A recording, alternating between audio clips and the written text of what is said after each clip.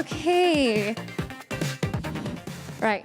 Hi everyone again. Okay, so just to add on to the MOE banner, just now I did see them and I think one of them told me we bought a 2-meter banner here. Now I'm seeing in real life. I thought they were kidding. Okay, so one presentation is all that separates us between now and the finale, so I'll try to breeze through it. So here, okay, let me load up my slides.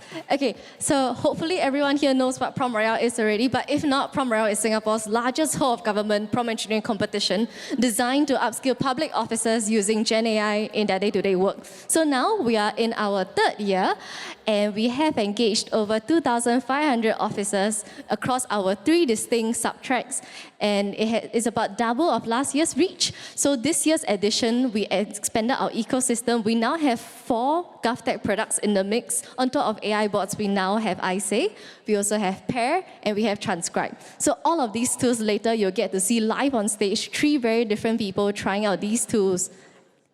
So we also have a new track this year, the one that Aaron won, which is the Knight's Kaizen. For this one, we use GitHub Copilot. Okay, so what's new this year? Definitely the 4 tools that we talked about. So in the past years before this, we only concentrated on one singular AIBots tool. This year, we've completely expanded. Not only that, we also moved to include AI coding assistance, which is our first time ever trying a software engineering track. And today, you're going to see the first 4 in action, as well as 2 mystery industry tools that you'll find out soon enough. And this is actually a summary of the pathways of Prompt Royale. So Prompt Royale really aims to target people of varying capabilities. So if you are someone who's starting from scratch, you could go for the Prompt Royale Open Arena, which is great to take on challenges in a more gamified environment.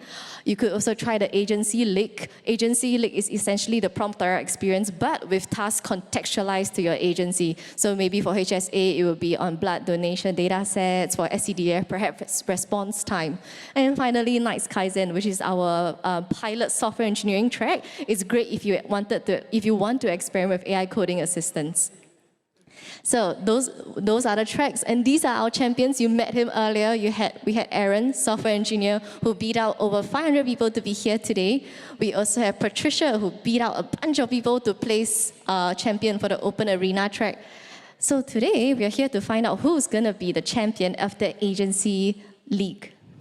Okay, but beyond just a competition, we really want to highlight that Prompt Royale has evolved to quite a versatile engagement engine for AI literacy and engagement. So it's a very immersive and hands-on experience, and we've managed to evolve it to be a part of leadership engagement, mass outreach, education integration, and even youth engagement. To give you an example, we held a session, a prompt engineering primer for 30 senior MSF leaders, including the DSSI and above, and they got to try these time-bound tasks for themselves to see how challenging it is. We also got to do a mass outreach version. We held a prompt engineering primer and hands-on session for over 240 attendees sitting in banquet wedding-style tables. And finally, we were also a part of education integration. So we kicked off the Smart Nation Educator Fellowship module with prompt engineering. So Prompt Royale is beyond just a competition. We really are a capability catalyst. This year, these are our numbers. We're very, very proud to say that we engaged about 1,200 officers across the 3 tracks that we had. We held a total of 18 workshops covering all aspects of AI, all the way from basic prompt engineering to AI guardrails. And finally, we are happy to have achieved 91% positive engagement with our program. So, almost at the end, there is no pressure without some pleasure. So you will soon see our 3 finalists come head-to-head for the ultimate crown of being the prompt king for this year. And of course, these are the prizes they can get. For second runner-up, they will get $1,000 in e-vouchers. For first runner-up, 1,500 in e-vouchers. And finally, for the champion, they will get 2,000 in e-vouchers, all distributed by GovWallet. So let's see what they'll get here today. These are the competition platforms that we have. But before we go into that, I would like to re-invite my co-host Lester up on stage to host this segment with me. Here we have Lester on board, please. All right, thank you very much. Let's give Nicole a big hand, everybody. Nicole is the lead for Prompt Royale. Right. All right, she's the main game master. I'm the assistant game master here to support her. So, Nicole, let's talk about this competition. Okay, so everyone here, time to listen up. Okay, these are the 6 tools that we will be debuting today. The first one is AIBots. We should all be familiar with it, but essentially it is like a ChatGPT equivalent for the public sector. We also have ISAY, which is an OCR tool. We have Pair, which is the equivalent of Claude for public sector. We also have Transcribe, which as the name implies is a meeting transcription tool. And for the first time, we'll debut Lovable on stage to show you how you can build things in a matter of minutes. And finally, one of my favorite tools for now is Flow by Google, a powerful video generation tool whose capabilities you will see for yourself very, very shortly. Wonderful. So let's talk about the scoring, right? So we have 3 finalists here. Of course, we need to know how they are scored, right? So Nicole, can you share with us a bit more about the scoring? That's right, sure. So we have 4 judges here with us today who will introduce later. But essentially, all of these 4 judges only have 3 pedals each. Can I trouble one of the judges to raise the 3 pedals? Anyone? Thank you, Gimei. So 3 colors. Yes. So as you can see behind me, there's 1 red, 1 green, and 1 blue. So the judges can only vote for the champion that they think did the best for that round. So if you see 4 votes of the same color, that's 10 points. 3 votes, 8 points.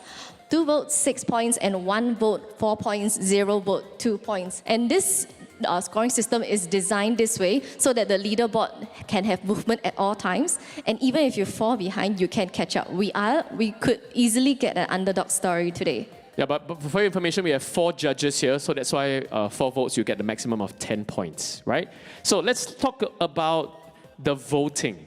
Very important. Yes, okay, so you, the audience, play a very important role today. There are 4 challenges in total. For 2 of the challenges, you will exercise your right to vote. So if the finalist draws the most number of votes via Mentimeter, at first place, he will achieve 10 points. At second place, he will achieve 6 points. And finally, at third place, he will achieve 2 points. So regardless whether 600 people vote for finalist number 1, he will get a max cap of 10 points. So just want to share, for example, all the supporters here, don't be afraid to vote for other contestants that you think is very good. Okay? All right, just letting all of you know. So later on, that will be coming up later on in the later task. We'll remind you later on who you can vote and how you can vote as well. Right? So from voting mechanics, we're going to be talking about power-ups. Yes, okay. So we have some power-ups here in front of me right now. If you can see 3 blind boxes. So these 3 power-ups, the first one is time. So with time, the finalist gets another 90 seconds on the clock to complete the task. With ally, the finalist will pick one of you in the audience to come up and be his emotional support animal here for 3 minutes to support you with the task. And finally, we have peak. So the entire time, the finalists are not supposed to look backwards, but with the peak power-up, they can look back and see, oh shit, that's what he's doing, I better catch up. So those are the 3 power-ups we have for you today that they will shortlist, they will choose for themselves soon. So, in terms of peak, if let's say you are seated here for the contestant here, right, you can go around and just look at everybody else's, whatever you want to do, okay? So basically you can look at the other 2 contestants, That's right? So these are power-ups that contestants can use. So from power-ups, Nicole, can you share about the judging criteria? Right, okay, let's go into the judging criteria. So judges, the panel in front of me, as well as you, the audience, who will double up as judges, feel free to be guided by this criteria. We value the quality of the prompts and output 50%. And then 20% goes to sheer creativity. We also have 20% for engagement. And finally, the last 10% goes to overall engagement. All right. All right, so that makes up 100%. All right, so from the judging criteria that you can see on the screen, we just leave it for 5 more seconds just so you can absorb later on so that you can have a feel of what you are voting for later on. Now, so from the judging criteria, we need to introduce our judges. That's right, and right on time, we have our judges right here. So returning for the 2nd year, Chief Judge for us is Dr. Yap Kim Ming, Director here at GovTech Singapore. Applause. You want to wave, stand up and wave so everybody can see you? Alright, thank you, Gimei. And next, we have Bertie Skoo, Director at the National AI Group, MDDI Singapore. Clap. Yes, bro. And our judge who's been with us since day 1, Peg Zixin, AI Solution Lead at Microsoft. And finally, joining us for the first time, Royston Lobo of OpenAI AI Deployment.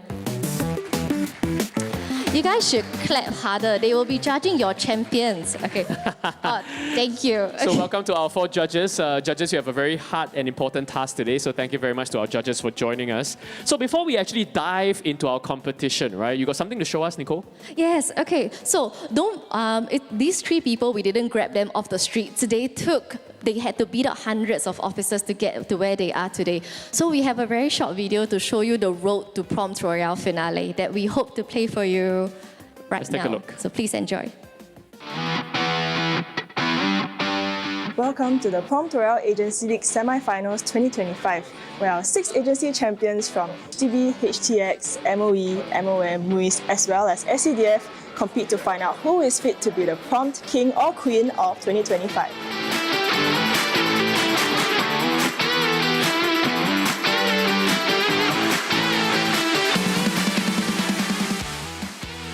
I feel like Prompt Royale helped me overcome the inertia of even using many of these AI tools in the first place. This has opened my knowledge to many, many more AI tools.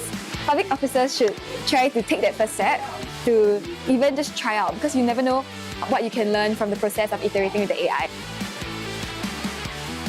There's quite a big difference between like casual use of AI and like power user level of AI. I think most public officers are not aware. With simple prompts, you can get like maybe 60% of the way there, but it's really getting the skills and the prompting techniques to move beyond that 60% and getting like a good output. That's the thing that people need to learn to upskill their AI usage. So what I learned about prompting is that prompting takes time to learn, and not only that, there's many types of prompts such as the thinking prompt, effort prompt, motivation prompt, and persona prompt. So all these helps in the prompting as well towards the reference. Through Prompt Royale, I've actually learned that you have to understand how exactly the AI tools work, which tool works best for which task we're assigned with, and to treat AI as a collaborator and not a tool, because in that way we get the most out of AI. I think it's important that we recognize that AI has a huge role in the way we do our work. But at the same time, we must also remember that we are the owners of our own work. The intent, the meaning, the purpose of the output must still be defined by the officer. So when we use AI tools, we use it to augment our capabilities. We do not use it to replace ourselves. AI is accessible. It is a form of art that will open up to a lot of innovative solutions. Prompt Royale provided the opportunity for us to express creativity, especially for public officers, because that is where we serve not just with our heart, but with efficiency as well as productive workflows. So what you just witnessed was the live semi-finals of the Prompt Royale Agency League. We'll see you on 13th of November, the finale that's happening at Sands Expo, where the top 3 will battle it out for the ultimate crown. Yes. All right, how about a big round of applause, everybody? I love that video, right? So give everybody a little flavor of what our contestants actually went through to get to where they are today. That's right. So while we wait for the next 3 episodes of Physical 100, right, let's watch our mental 3 right here. Okay, so we have our 3 finalists right behind the curtain right there. Can I invite the first one?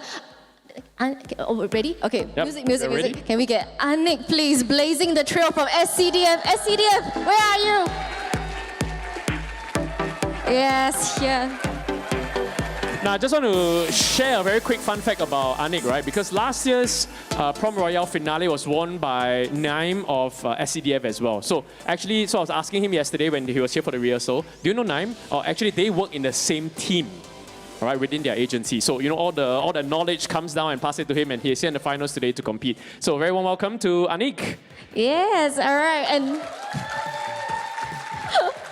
so supportive. What's in the water in SCDF? Okay, now we have here to build homes, dreams, and HDB dreams is Matthew. Oh, wait, sorry. Okay. All good. So, firstly, our middle contestants in green. So we have Chua, Tung, Kian. He is principal at Compassvale Secondary School. Let's welcome him. Yes, our 2-meter banner is here, blocking everyone's view. Are all of you from Compassvale? Yes. Or Compassvale or from MOE? Or just friends? From MOE. Or MOE. Okay, got it. Fantastic. So welcome to all our friends. Okay. And lastly, build homes. Here to build homes and build HDB and dreams into reality is Matthew from HDB. Let's hear it. All right. Are all of you from the same department?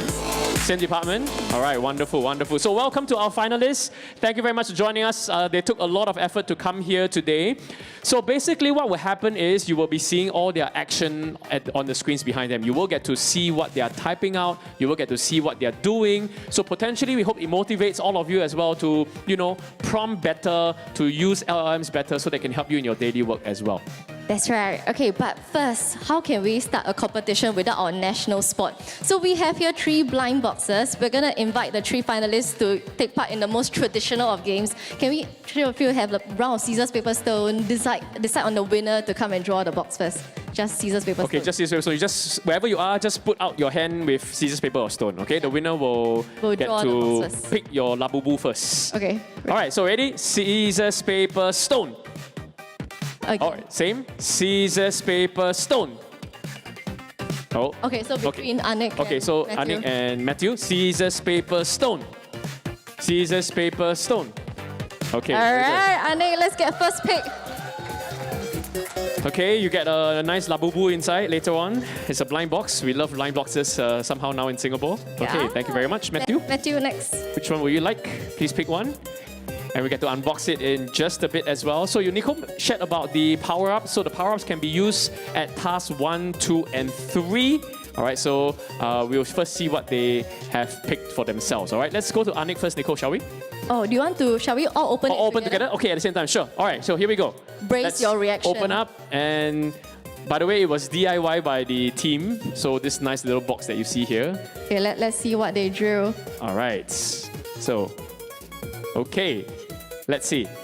Okay. Wait, so, hold on, one at a time, okay? One at a time. One at a time. All right, Aniq, what do you draw? Peek. Okay, so Aniq will be able to peek at his finalists, his participants' screen. Okay, yes, that's right. Okay, so that's peak. Tung Kian has ally. Ally, where's so you your got to ally? pick one expert to join us. Have you identified your expert already? I Have believe you? you. So you have. And Matthew has time. All right, so Matthew has time, 90 more seconds to complete the challenge. That's right. So just a reminder, Aniq, if you are unable to see the screen from there, you can feel free to walk around once you activate the power up. Okay? You can go to their screen and then unplug the HDMI. Okay, kidding. All right, so finalists, if we're all ready, let's jump right into the challenges today. So as promised, you're gonna see 6 AI tools in action, and you're gonna see in a devastatingly short amount of time. So for the first challenge, we have a task called Let's Go Gai Gai, AI in the name, get it? Okay, so this tool, we will have Transcribe as well as AIBots for this challenge. The judges panel that you see right here, they take 100% of the weightage, and they have 8 minutes to complete the task. Challenge 2 is from Aya to answers, so good. So it's with ISA as well as Pair. Judges, you will account for 100% of the votes, and the finalists have 10 minutes to complete it. Challenge 3, the Great Singapore website. Get it, like Great Singapore Sale, 11/11. Okay, this will be done on Lovable, and the scoring will be done by audience as well as judges, 50-50%. 8 minutes to build this task, to build this website. And finally, number 4, who will you follow? So this is our last challenge of the day. It will be done on Google Flow. The judges will be yourself, the audience, as well as the judges panel. Weightage 50-50% and just 7 minutes to win your hearts. So that is what you're gonna see today. Now, before we dive into the context of the competition, right, what's the scenario? I want to tell our 3 finalists here that you must use your power-ups at the first 3 tasks, all right? At the 4th task, you're not able to use your power-ups anymore, all right? So use it at any time during the first 3 tasks, all right? Finalists, okay? So what's the context, Nicole, the scenario for our finals? Yeah, so we are so thoughtful this year. So this year, since we're opening up to the public, this is our context. Has this ever happened to you? You're in your WhatsApp group chat with your friends and you haven't seen them in ages, barely remember their faces, and you're trying to plan a day out, but every plan gets shut down with the same excuse. Where got time? No money, too far lah. But Singapore has plenty to do and plenty of vouchers to use. We have the Community Development Council vouchers, CDC vouchers. We have the Singapore Culture Pass, and we have heritage walking trails. So as the unofficial leader of your group chat, you're going to settle it once and for all. You're going to consolidate these initiatives into a free day out. So your friends are about to have the most Singaporean, most subsidized day out ever, powered by vouchers and AI. Okay, so this is the WhatsApp chat that's trying to, get out of the group and into reality. All right, so this is the context for the competition. So all 4 tasks will be based on this scenario that Nicole just shared. So to show you guys the capability of flow, we took one photo of Matt, and this is the video that ensued. One complaint too hot, one complaint too far. So easy, you plan lah. This is not how he sounds at all. You'll hear it later. And that's amazing, right? This is what AI can do, right? So I was talking to Nicole and the team, right? So they generated this using one image. That's it. One still image. Two and sentences. They created this, and at the same time, they use a Singapore accent too. Yes. Right? So Alicia was saying that they use heavy Singapore accent. That's right. So this was just 2 sentences, but I'm sure they will blow our minds later as well. So let's hop right in. Your first task, finalists, is to figure out what the CDC vouchers, SG Culture Pass vouchers, as well as the CDC walking trails are and how to use them. So to that end, you've gathered a bunch of audio clips from official sources and YouTube explainers, and now must consolidate everything into a simple, readable reference document. You will reference this document to respond to your friends' incoming remarks, and the featured tool for this challenge will be Transcribe, as well as AIBots. So at this point, all of the finalists okay, wait, can we show the screen? Okay, in a bit. Okay, so moving on a little more. Again, finalists, here's what you need to do. Number 1, use Transcribe to analyze the audio descriptions on these vouchers. Number 2, bring the content into AIBots Playground, which is the equivalent of ChatGPT here, and use prompt engineering to create a simple, readable reference document. So you will reference this document to respond to your friends later. Then you will stand by for 2 feedback by the judges panel. We have 4 judges, but only 2 feedback for you. So when the judges give you their feedback, you have to digest it, interpret it, and prompt engineer a response into your own chatbot. Sorry, your own chat interface. Okay, so if we're all ready, we have 8 minutes on the clock for this task. But before we start, let me show you, let me get you to hear some of the things that they are transcribing. Perhaps, Aniq, you could play any one of the audio files, just in the middle of the triangle. Yeah, just like somewhere.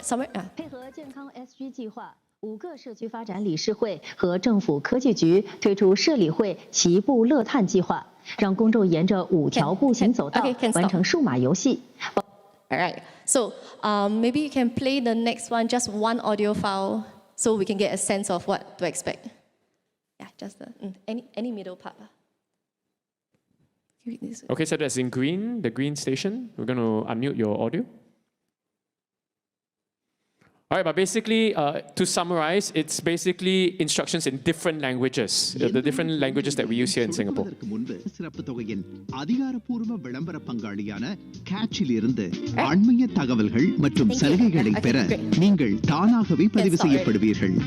Matthew as well? Yeah, it's a good way to test their audio also. Lebih banyak penjimatan dan sokongan untuk keperluan harian anda dengan voucher CDC. Okay, got it. Okay, wonderful. So audience, are you orientated? This is the audio files that they are transcribing. So if we are ready, maybe we shall have 8 minutes on the clock. Finalists, are you all ready? Anyone wants to use a power up? Power up, Matthew? No? No. Kian? No? Power up? This nope. task too And easy. Aniq, you want to use your power up? Nope. Okay, very good. I want one of the screens. So don't worry, we will be counting down the timing with you. I will mention the time from time to time so that you're aware of how much time you have left. All right, judges, ready? All right. Okay, let's have the countdown timer. We'll start in 3, 2, and 1. Let's go. Let's begin. Good luck to our contestants. Now, as we are starting this challenge, right, and our contestants are doing, I just want to mention this one thing, right? You might be thinking in your agency, maybe some of your bosses or some of the different functions, they are saying like, my job scope don't even need LLMs, we don't even need to use AI, right? So a good example is SCDF, right? So they are operational, they are on the ground, hazmat specialists, but here, they are here in the finals, and they are using AI, artificial intelligence, to help them in their line of work. And they may not even necessarily be on the computer because they are operational, right? So this is a good case study that we want to share with all of you a bit more about, you know, how and why you should be using AI in whatever workflow that you are building. All right, so Nicole, let's begin.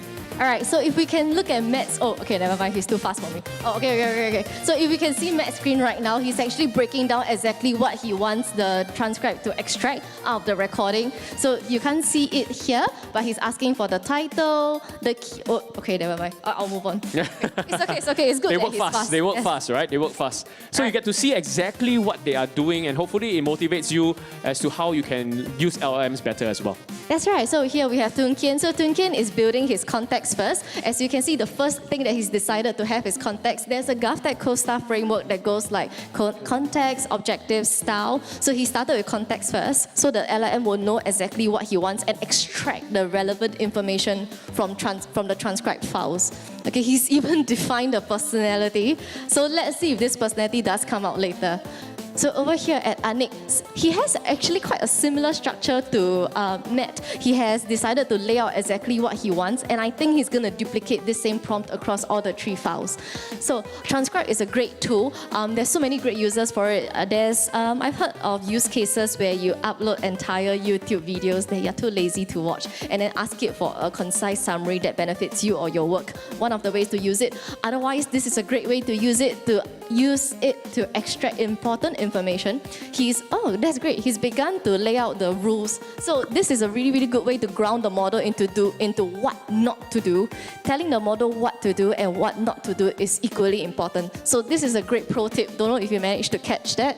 So do we just use the word rules for all LLMs, or how should we best tell them not to do? Yeah, so the keyword is just do not. So no matter how you name it, it's fine, but he's chosen to name it as it's a key rule. So perhaps a better way to have assign more weight to it might to put this to delimiter so the LM knows to pay more attention to it. I see.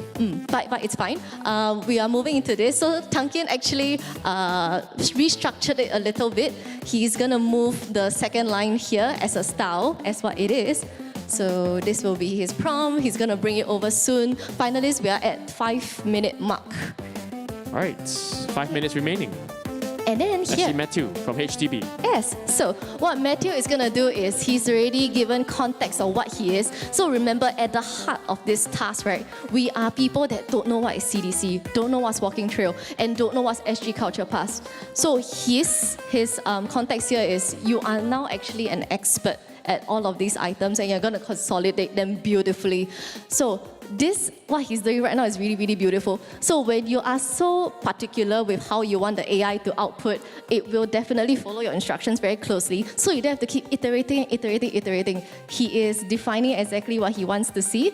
So we'll leave him to it. Let's see what the other 2 are doing. You know, I just want to latch on what Nicole mentioned, right? SG Culture Pass, assuming that you don't know. Do you all know what's SG Culture Pass? Singaporeans above 21 years old, you get $100 that you can use already to visit museums, and you can use for arts and cultural activities that are approved and in the list as well. So that's for the context of the SG Culture Pass for this. That's right. So if you don't know what's SG Culture Pass, it's okay. By today, you will know. You will find out firsthand together. I also haven't used.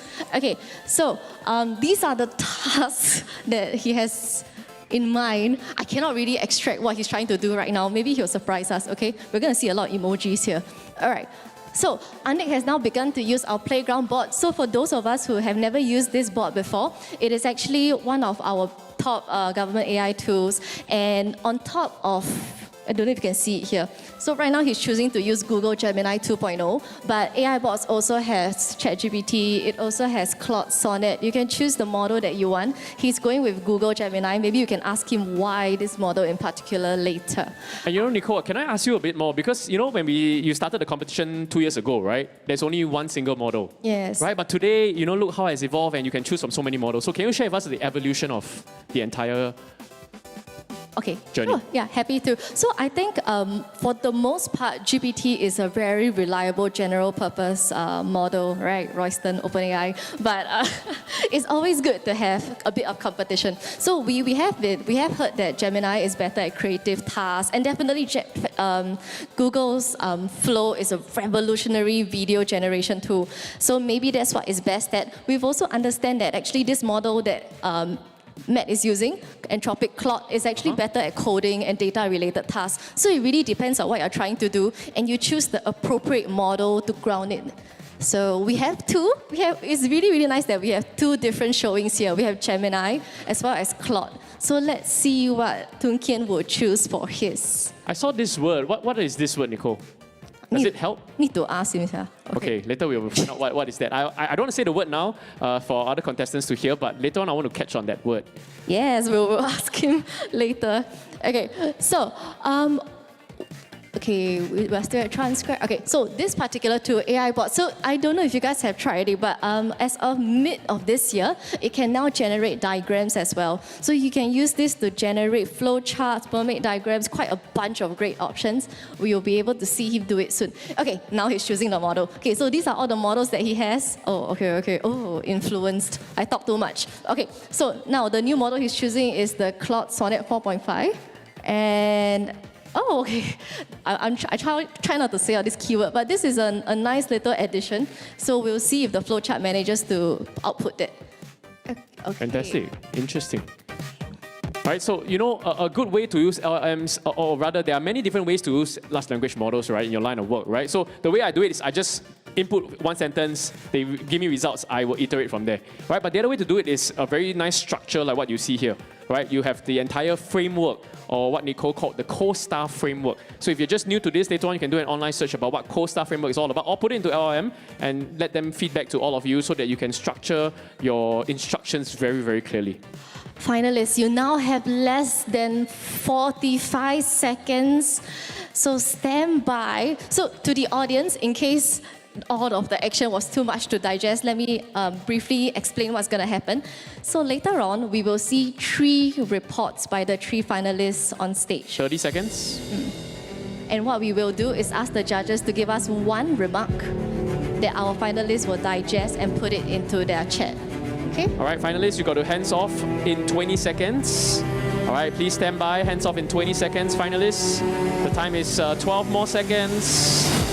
10, 9, 8, 7, 6, 5, 4, 3, 2, 1. Time's up. Let's give them a big hand, everybody. All right. Well done.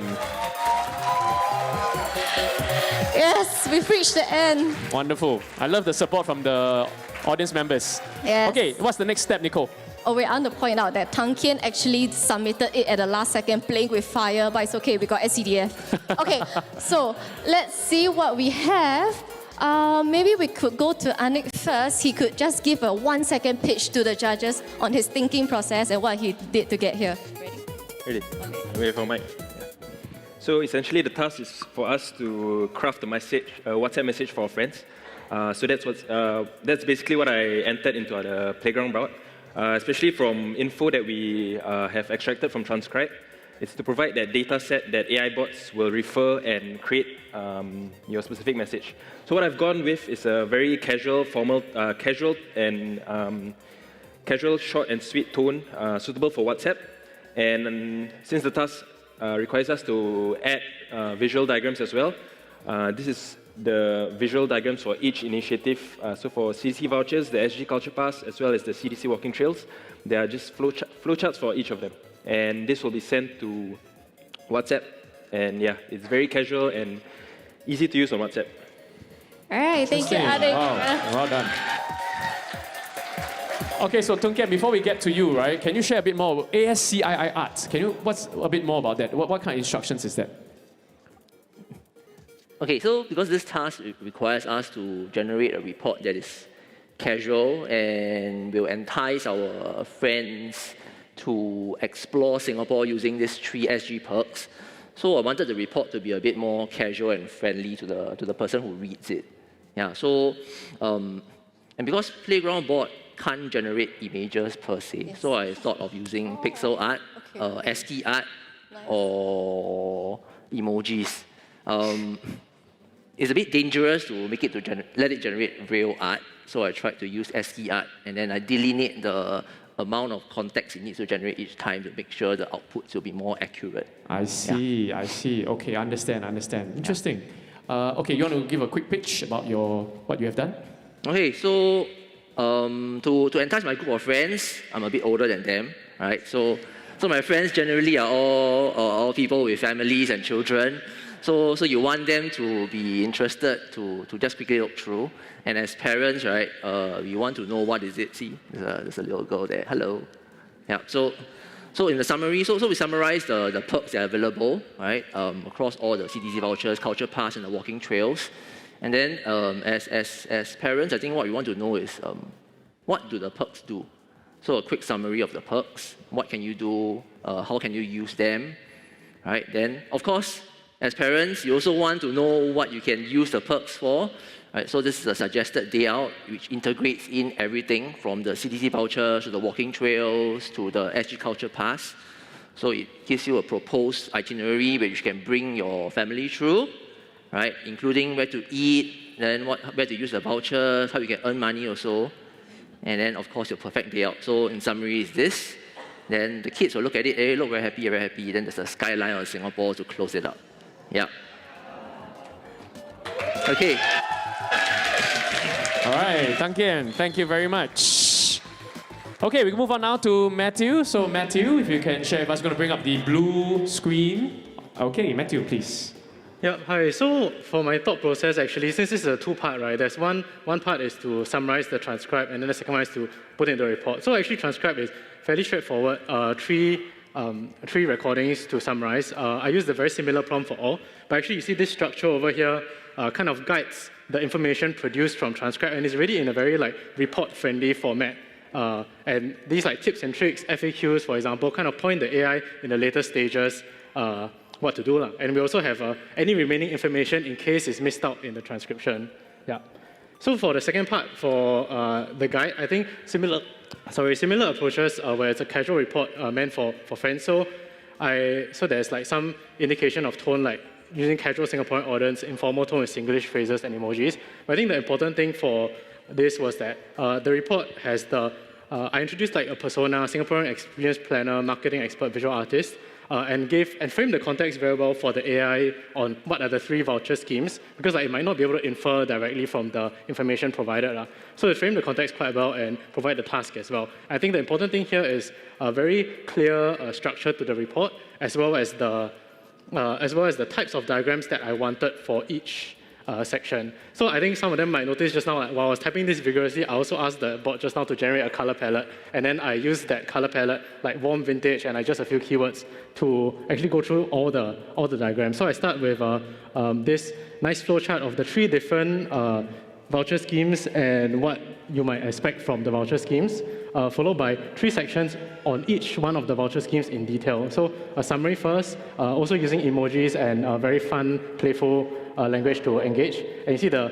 beautiful flowcharts in a nice color scheme, because otherwise AIBots will just generate a very boring blue color flowchart for you. Yeah. So I think this is all quite clear. You can look into it in detail. Voucher amount enough? Yes, 100 or less, or no more than 100. Enjoy your event, have fun with a party emoji. And you see some things that I didn't put in directly, for example, pro tips and common questions. This actually came about as a result of my earlier prompt in Transcribe, extracting this information from the data set, and this AI actually knows to integrate that into the report, even though I didn't prompt it directly. Yeah. So it's a very similar thing for CDC vouchers, walking trails as well. And because the diagrams are quite limited in AIBots, so I actually use this Git structure diagram I was playing with it to imitate a kind of walking trail map that is generated for users. So you can see the four different walking trails here on the map. Yeah, and at the end, just a summary with the tips again, and some reasons why you want to use the schemes, and also the final words in the report. Yeah. Great, thank you very much, Matthew. Thank you. Okay, so now we're going to move into the second part of the task where we ask the judges for their feedback. So maybe we can have all three finalists back onto the chat that they used. Wait, whose screen is this? Maybe Aniq back to the playground So you see chat. all three screens behind us. Playground chat. Okay. Okay, so we're going to get that up in just a bit. Yeah, so we'll still have one finalist screen casted, each of them. Yeah, so different screens. We'll show all their screens on the backdrop behind us. Yes, yeah, that's exactly right. Okay, so what is going to happen now is the judges is going to role play as their friends. Okay, judges, I just need the first feedback. What would you like to say about all the lengthy reports you are seeing? So then, contestants, finalists, you got to enter what they said. All right. Don't press enter yet, but yeah, enter what. Okay. So who's going to, Venice? Yes, Okay. please. Yes. So it's going to be raining today. How should we change our plans? Okay, so what she has said is, it's raining today, how should we change the plans? But you have to interpret what she said and get the LM to give you an answer. Okay, it's raining today. What? It's raining today. Well, how do we change our plans? How do you change our plans? Yep. So don't press enter first, we'll press enter together, but you can just type out first. So they're gonna live prompt engineer what they would say. Based on their bot. All right, so they've already created a very nice bot, which all of you can be creating as well using AIBots. Okay, you can see Matthew is already typing. Tung Kian is here as well. And also, yes, Aniq is also typing out something as well. So we'll just leave them to type. And then we will ask them to press enter so our judges can take a look at how well their bot does so that they can judge effectively. That's right. So what is happening is they are now the AI, okay, and they have to digest what was said, interpret it, and give her a good answer that belongs as a WhatsApp text. So finalists, please take note, how long should a WhatsApp text be? Don't be so long that they just close your chat. Okay, so that's a very important thing, right? Because some of what we've seen so far is pages they have to keep scrolling. But you send a WhatsApp message to your friends, it needs to be concise. So they should be able to narrate it, and you should be like, okay lah, maybe I go out today, bah. Okay, so let's see. We have one here from Aniq who's live prompt engineering it now. He has actually dictated exactly how he wants the response to be. He even indicated the platform as a reference. Okay, we'll let him run this. Okay. Same for Tung Kian as well. So it's also here. Exactly. Right. So they're typing. Okay, we're going to take a look at Matthew's. Okay, so he's going to bring it up. He's going to... Don't press it. Oh. Matthew's already done. Oh wait, don't press enter, but it's okay. It's fine. All right, we'll just leave it there as it generates. Okay, we'll just leave it there for a bit. Okay, so... Aniq, you're done? Okay, Aniq's done. So that leaves Tung Kian. Okay, you go first. You can press enter. Okay, so Aniq will press enter now. So since they have already pressed enter, we can digest a little bit of what Tung Kian is doing. So you generate a WhatsApp style message for my reply. In your generation, acknowledge my friend's question and provide a suggestion. And he talked about the length, right? Nicole, you were saying about the length. No more than 100 words in length. That's right. So everything is determined already. But since Matt's one is ready, let's take a look at this. So do you see this as a real WhatsApp message you would send? Yes. Good. Okay. Okay, we need mic for blue. Okay. They have no mic. Yeah. Okay. Okay, you want to say something? Yes. So I explained my thought process, right? Yeah. So I think it's firstly the problem that my plans will change. I think the current bot doesn't know what your plans are, right? So I did have to tell it. I didn't make up a whole itinerary, but I did tell it that we are in the central area and my friends are already on the way, so you have to start focusing in the central area. And then I also gave it some context to say, because it might not necessarily know what raining heavily means. Like maybe it thinks you want like wet activities outside, right? So I suggested that we want indoor activities and those maybe near public transport nodes. So I think it's very focused on that. You can see the replies are activities near the MRT, indoor activities, and of course a very short descriptor of the format that we have like 2 sentences and a point form itinerary. So I think this is very easily pasted into the WhatsApp chat. Of course, maybe slight changes for the context of the conversation, but I think this is a very usable message. Yeah. Okay, thank you very much. Nicole, over to you. Right. Okay, so here we have our next one. Can we look at your prompt? So what Bernice said was, it's raining. How can I change my plans? So this was what he ingested and interpreted from it. He's asked okay, maybe I'll let you walk through this, just 30 seconds. Sure.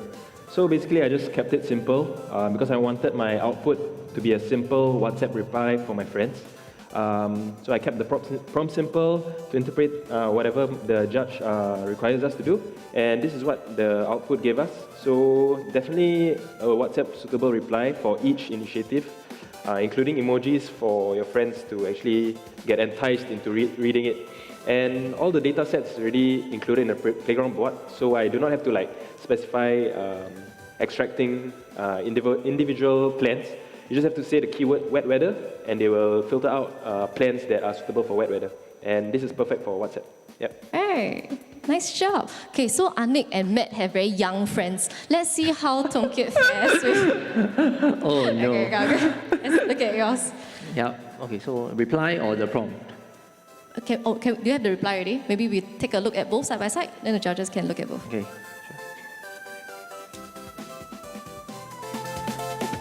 Okay, so let's take a look. Right side, the prompt. Left side, we got the reply. Yeah, so I think in structuring the prompt for the bot, I think what I want to do is tell it the context and what it needs to do. So because it's WhatsApp style, it must be short. Then I think I also need information also. And of course, I think there's all the standard WhatsApp formatting like bold, italics, quotations, emojis, and things like that. So I put it all in together. And I use the delimiters to put in the inputs based on the judges' questions. Because if they ask another question, I can just change the judges' questions in these delimiters, and I can reuse this prompt again. So there's reusability. So this is the response. So it's a very casual response because it's a reply to a friend, right? So hey, raining, no worries, right? It's an indoor-friendly alternative. Yeah, so Fort Canning route, sheltered walkways, museums. Then when the rain gets lighter, you can complete checkpoints undercover. Then lunch, you can go to the nearby hawker center. You can book the museum tour and so on and so forth. Yeah. Nice, right. So our older generation like to use CDC vouchers a lot. Not older generation. And, not as young. Not as young. Okay, got it. Thank you. Thank you, Kian. So, Bernice, does that answer? Do you now know what to do on a rainy day? Yes. 3 sets of plans. Could we have the second question from the? Okay, yeah. fine. Okay, Dr. Yap. Sure. Okay. There's no one to look after my fur kid. I need to bring along my corgi. Is that possible? Okay, so you want to bring along your collie, your dog along for this whatever tour that you are doing. So let's start your prompt now. There's nobody to look after your fur kid, and you want to bring your collie along, or rather, your friend wants to bring their collie along. So let's take a look at this prompt that they're going to be doing. So here we go. So as Tung shared earlier, he's created a template. So all he has to do is to replace the text within the backticks, and he's done. He can go out and take a bio break already. Okay, let's see what Matt is doing. So he's giving the context to the LLM. Let's see. I have a call. Okay. Is it a collie or corgi? Collie. Corgi, right? It's a collie. Okay. The breed is collie. C-O-L-L-I-E. Oh, okay. Oh, corgi. Yeah. Corgi. Oh, no, collie. I heard collie. Okay, corgi. Okay, got it. Corgi. Okay, so Matt, the LLM, is now trying to find his priorities for you. So let's see what we have. So it's corgi, yeah? Yeah. C-O-R-G-I-E. Not collie. Corgi. Yeah. The breed is corgi. Okay. So, well, you can see their prompts now. So, okay, Aniq is done. All right, so Tung is done as well. So that leaves Matthew. So maybe you can start with Aniq first. All right, sure. Let's wait for his generating. Okay, so would you like to walk Tung, through? Just can you share with us? Yes. 30 seconds. So I reused my original prompt because I already set the context for the bot in the prompt. So I changed the question in the delimiters. So this is the output. Yes, walking trails at CDC. Yes, outdoor versions, Little Guilin area. Personally, I've been there before and it's really nice. Yeah, you can bring your dog and your dog will enjoy the walk. Then along the way, you can have a lot of things to take pictures, you can eat and things like that. Yeah. Okay, so what about Aniq? What was your prompt? What was your prompt? The one that you interpreted? Yeah, this one. Yeah. Fairly similar to my the first task. So my friend wants to bring along a corgi, And I asked the chatbot to actually generate a friendly WhatsApp response and provide examples for places where the corgi can be brought along. So unfortunately, only the SG Culture Pass does not allow that because most of the activities are in museums or indoor places. But my chatbot also manages to summarize the best bet, and it's CDC walking trails. You can see this in caps, perfect for corgi, because you'll be walking along the trails along with your corgi, and there's no worry about security chasing your dog out or anything like that. So yeah, perfect for WhatsApp. Interesting, it's called CDC walking trails. Nice. Okay, so let's move on to next. Okay, Matthew. Yeah, so for my answer, I did quite a similar approach to my previous one in terms of setting the context and the parameters. And I think the important thing is really telling the AI things that it might not really know. For example, like, oh, I have a dog, right? But what places are pet friendly, what places are not pet friendly? So I nudged it in the right direction by saying pet friendly itinerary, but I also specified, if the place doesn't, if you're not sure if the place allows dogs, like don't suggest it because the information is not in the database, right? Whether or not a place is pet friendly. And I said prioritize outdoor locations and focusing on the northeast area to give it a sense of maybe where you want to go. Like you don't want to bring your dog from Punggol all the way to Jurong East. Yeah, so, and I also said to think of pet owners' priorities in case there's anything that I missed. I don't own a dog, so I don't know. But I told the AI, think of it and try and incorporate it in the answer. So you can see it actually produces the answer quite well. A full itinerary that is outdoor in Punggol Waterway. And then some pro tips, extra tips for a dog owner, what they might want on a day out. So I think this message can directly copy-paste into a WhatsApp chat actually for a friend. All right, thank you very much. Pro tips as well, included in there as well. Great. Yeah, these are 3 very useful friends you want in your friend group. Okay, so judges, maybe for now, could we have 1 or 2 comments on their performance? Tung Kian? Oh, I think he went. Yeah. Okay. No worries. Judges, anyone would like to provide some comments? Yeah, sure. I think one of the hardest things about being a judge at Prompt Royale is always the responses are always fantastic. So it's very hard to pick one, right? Especially like this task is complicated because there's a lot of things they need to do, and all of them all have very different approaches, but all have their own very unique thought processes. It is very interesting if you look at the way they took the feedback and then tried to get it to regenerate the answers. And actually, they kind of all work out quite well, right? So I think a lot of this will really boil down to whose WhatsApp group is more prefers which style, basically, right? Yeah. Great, Royston, you got anything to add? I think I like how some of these responses I can already see this is what I would like to receive, and so for me, I'm using that frame on top of looking at the prompting style to understand what I consider a winning entry out of this one. Great, thank you. Thank you. Any more comments? If not, we go into scoring. Okay, so rest of the audience can get your cameras out already. Judges, if we're all ready, I'll count you down 5 seconds. You raise the pedal color of your choice. Are we ready? Do we have a decision?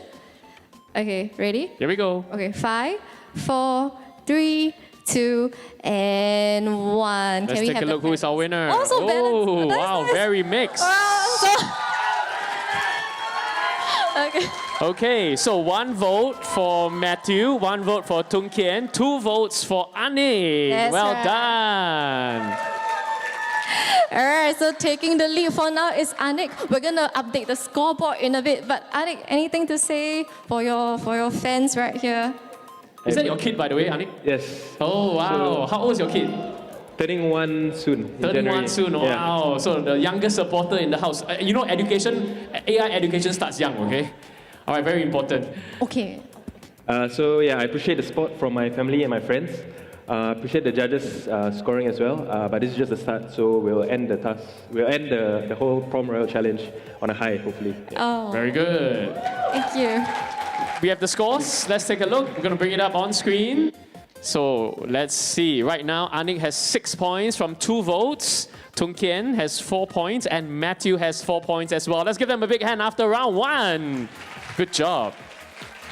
Yes, okay. But this is just the start. We have 3 more tasks to go. So if we're all ready, let's look at task 2. All right, task 2. Let's see. Nicole, can you walk us through what we're going to do? Yes, okay. Let me get the slides up in a bit. Okay, it's called From Ayah to Answers. So that's task 2. That's right. So again, one picture of Tung Kian. We didn't really ask for his permission, but here he is to walk you through the task. Wow, CDC voucher again, ah. Shiok lah. Yay! Absolutely amazing what these LMs can be doing nowadays, right? Yes, okay, so after a long day of being a customer service officer to your friends, you've decided enough. It's time to automate the entire process. You are going to pull together all the vendors and activities across the CDC, SG Culture Pass, as well as the CDC walking trails, and set out to build a simple recommendation chatbot that can suggest the perfect day out based on what your friends like. The two tools we'll be featuring for this challenge is iSay, which is an OCR tool, and Pair, which is a cloud equivalent for public sector. And again, to the finalists, here's what you need to do. You're going to open iSay first, preload the files, and use it to digitize brochures, PDFs, as well as event flyers. After that, once iSay turns into Excel, you will then import the content into your Pair assistant. You will then build your Pair assistant accordingly with your own instructions. And finally, ensure that your assistant can provide tailored adventures, because our judges will be asking their questions directly to your Pair assistants. All right? So if we are ready, we actually have 10 minutes for this slightly more complicated task. Finalists, would anyone like to use your power-ups at this point? All right, Matthew wants to use his power-up, so he has an extra 90 seconds. Okay, anyone else? No. All right, okay, so let's have 10 minutes on the clock, and let's have all three of their screens up. All right, we're going to bring up their screens. 10 minutes is the timing for this task. So once we are ready, let's begin. Okay, so the website you're looking at right now is called iSay. iSay is GovTech's OCR tool. It's a word play on the word iSay. If you scroll all the way down to iSay, it will say, you got question, don't say, ask me. So it's quite a punny little line. What it can do is extract information. So the data label is what it's the column title. So this is the first line of text. He's laying out what he wants to see in his Excel. We have another way to use iSay as well. There's an AI generator. So here, Matthew is building his prompt on how to solve it. The following is okay. Yes, okay. So he's trying to find a uniform set of information. So just for context, the items that we uploaded here, they are brochures, they are FAQs, they are screenshots of websites. So they are not uniform. Information that is here might not be here, might not be here. So now he's trying to see if he can consolidate them all by listing exactly what he wants. So this is his prompt. Let's see what... So Nicole, earlier on, Patricia on the panel mentioned that iSay is by invite right now. Oh, yes. So for iSay, you just have to request that you'd like access, and we generally will just grant it to you. Okay, cool. By Good to know. Good to know. So after today, hopefully we'll see a spike in requests for iSay. Okay, so challenge 2. Over here, we already see Tung trying to build the framework again. So always we start with context. The next thing that might happen might be objective, if not style. We'll see what he does later. But he's already set a personality for how he wants the chatbot to behave. Oh, wow, Aniq, he flying by. Okay, so he has also determined the things that he's looking for, all of the headers right here, course, location, eligibility. I think okay, wait, let me see. Yeah, okay. So Pair Assistant is essentially our equivalent of custom GPTs. You can build your own custom GPT. You can feed it context. You can give it a personality. Okay. So he's using it to find prompts for iSay itself. Interesting. You use the LMs to give you accurate prompts, perhaps. Yes. So. Yes, so as correctly guessed, he's now moving on from the framework, from context to objective. The next few ones that we have in the GovTech co-star framework will be style, tone, audience, and response. But of course, you don't need all the pillars depending on the complexity of your task. Let's see how Matt is doing.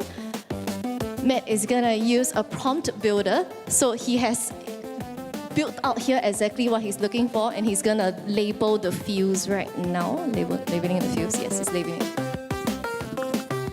So again, ISA takes any handwritten documents that you have, it takes receipts, it takes brochures, and it helps you convert it into a CSV file. One of the great things that we can do with it that I've heard from Tung Kian is that he's uploaded he's a principal at Compassville Secondary. So I think he's uploaded a cohort of his school students and their compositions into ISA and have it generate personalized feedback for every single person. And that's smart. Okay. Yeah, and I think he said it only costs 15 million tokens. So easy. Yeah, we pay ma. Okay, but it's fine. Wait, 15 million tokens. Okay. Sorry, how many? Yeah. Okay, so we don't disturb him for now. Okay, he's hard at work. Okay, 6 minutes, 20 seconds remaining. Okay, contestants.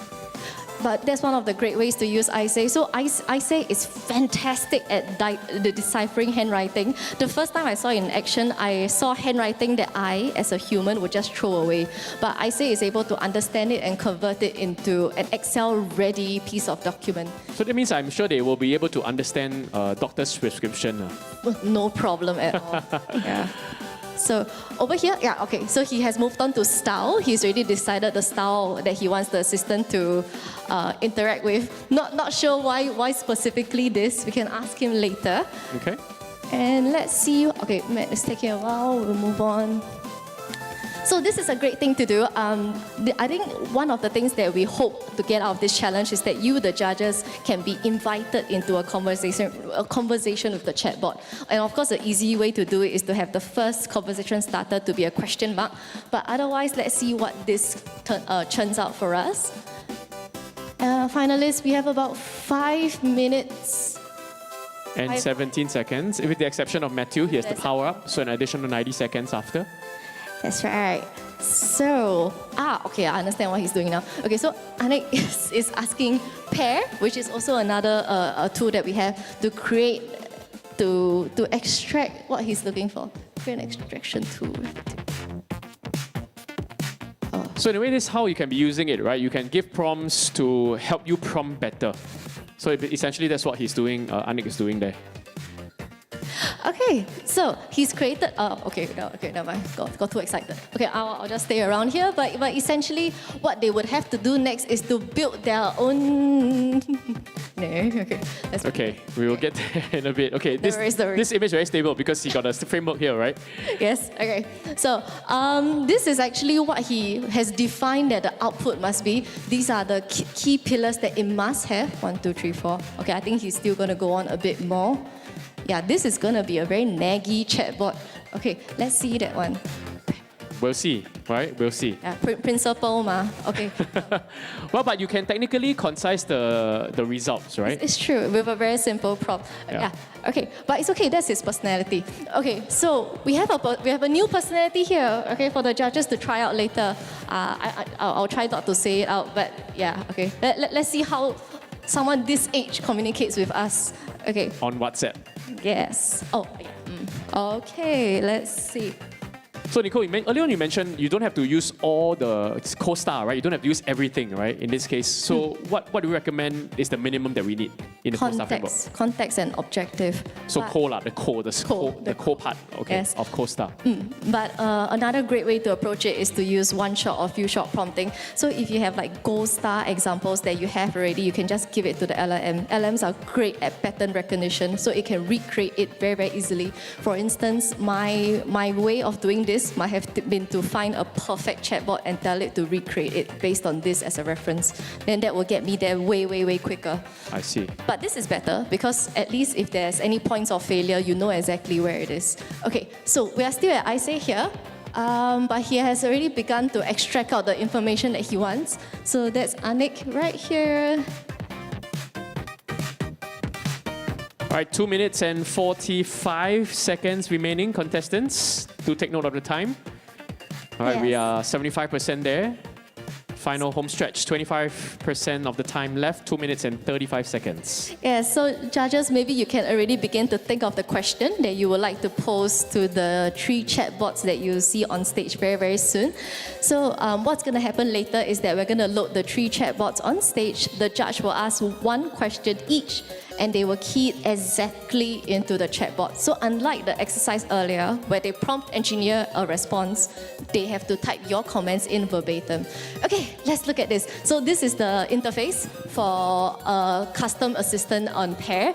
As you can see, whatever he's typing out there comes out here in the live mockup. And that will be the title of the bot, and this is the description. Later on, we'll see more things that he can do. But this is where he faces his instruction, how he wants the assistant to behave. Here is where he uploads his knowledge base, which should be, okay, yeah. That document that we extracted from our OCR too.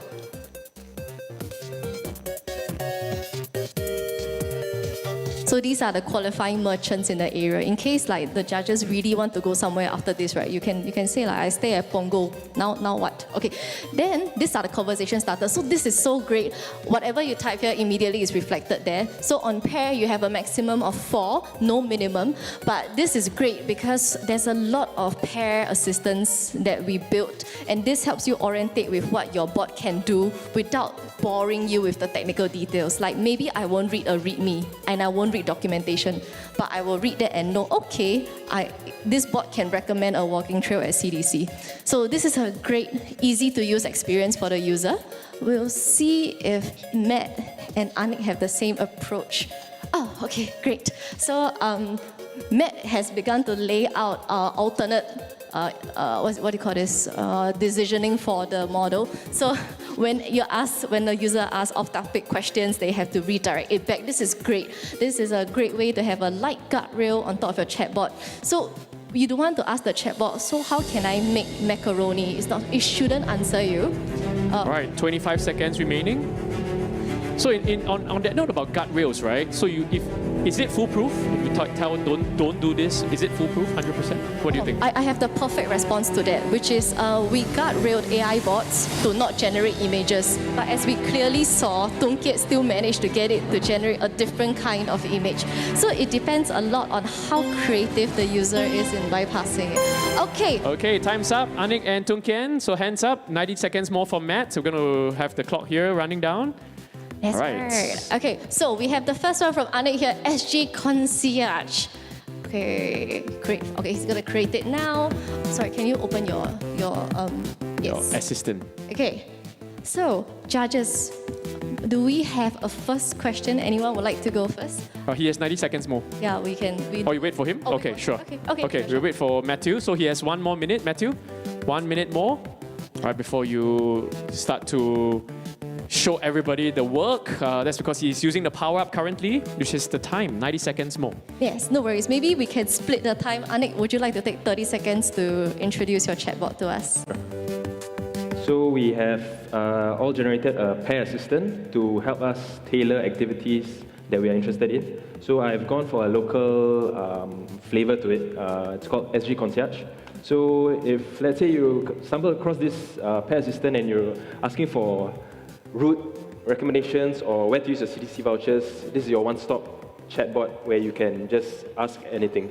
So even if someone who comes across this and is like wondering what to do in Malaysia, for example, my chatbot has guardrails to prevent them from answering wrongly. So for example, if you ask like, what can I do for a day out in Malaysia, it won't answer like, you can go to South Key, Mid Valley. You will just tailor to what a local context. Yeah. All right, thank you very much, Aniq. Tung, very quickly.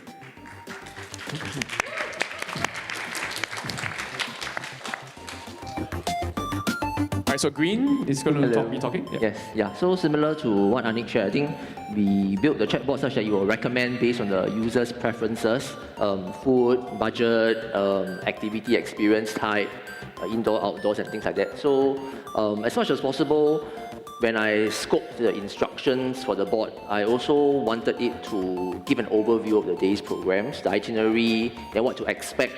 And then as parents, right, what items to bring along. Because sometimes if you're outdoors and if it rains and you're caught out in the trail, then you're stuck. Yeah, so these are some additional value add for the bot in the response. Nicole says it's a very Chonghui way, but I mean, from the perspective of a principal, you need to bring umbrella, make sure all the kids are taken care of, right? So, thinking from the principal's perspective. Okay, Matthew, can you briefly share your bot? Yeah, so again, two-part assignment. I just want to briefly touch on my ISA portion a bit, because actually we're provided with a very large series of documents, various documents, and I identified that there were actually two types of documents here. One is the information about the schemes, and the second one is actually information on the activities that's available with the different schemes. So I actually separated it into two different ISA operations with a different prompt and different output for both of them, so the data is a lot cleaner.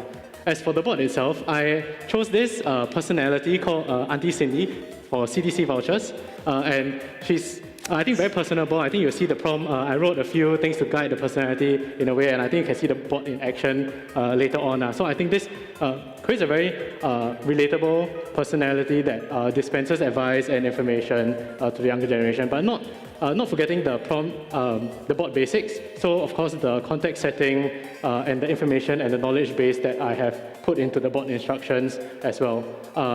I think there's also a lot of guides on the the form of the output as well as the style and the tone. I do want to point out that actually with the assistant, pair assistants, there's actually a new built assistant helper function. I'm not sure if the other two use that, I wasn't looking, which actually generates a lot of instructions that are advisable for regular bots, but I think I didn't want to rely on that because you have a bit less control. What I wanted to do was really, you see, half of my prompt is just the personality and the context, because I feel like this is actually really doing the big heavy lifting for the prompt. I think you'll see the outputs later on. Hopefully it turns out well.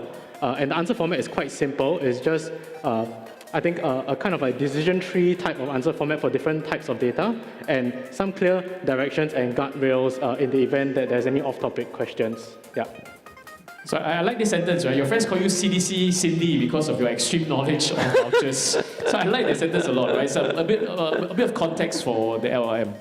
Yes, I like one of the conversation starters right there also. That if we have time, we can click on it. Okay, judges, could we have one question? Question. So, I'm in a group of 4 friends. One of us has a car and likes to drive. The other 2 love to walk and won't join unless it involves being active. And the 4th one needs to have good coffee at some point during the day. Okay, so help me find something. So just for our friends to type in, right? You have to type in. So this is verbatim, right? Okay, so 4 friends. Okay, one of us has a car and like to drive. 2 likes to... They need to walk. 2 needs to walk. 1 likes all right, to drive. That means 1 car, 2 needs to walk, and the last one needs to have coffee. Yes. Okay, wait. They are not all uniform. Hang on. Oh, must be the same. Must exactly be the same. Okay, so sorry. Sorry, can we repeat that slowly? Maybe a line at a time. Sure. We are a group of 4 friends. Okay, so let's do that first. We are a group of 4 friends. One has a car. Okay, hold on. Sorry. We need to take it slow here. We are a group of 4 friends. Okay, all good. Second line. One has a car and wants to drive. Okay, one has a car and wants to drive. Hold on, okay.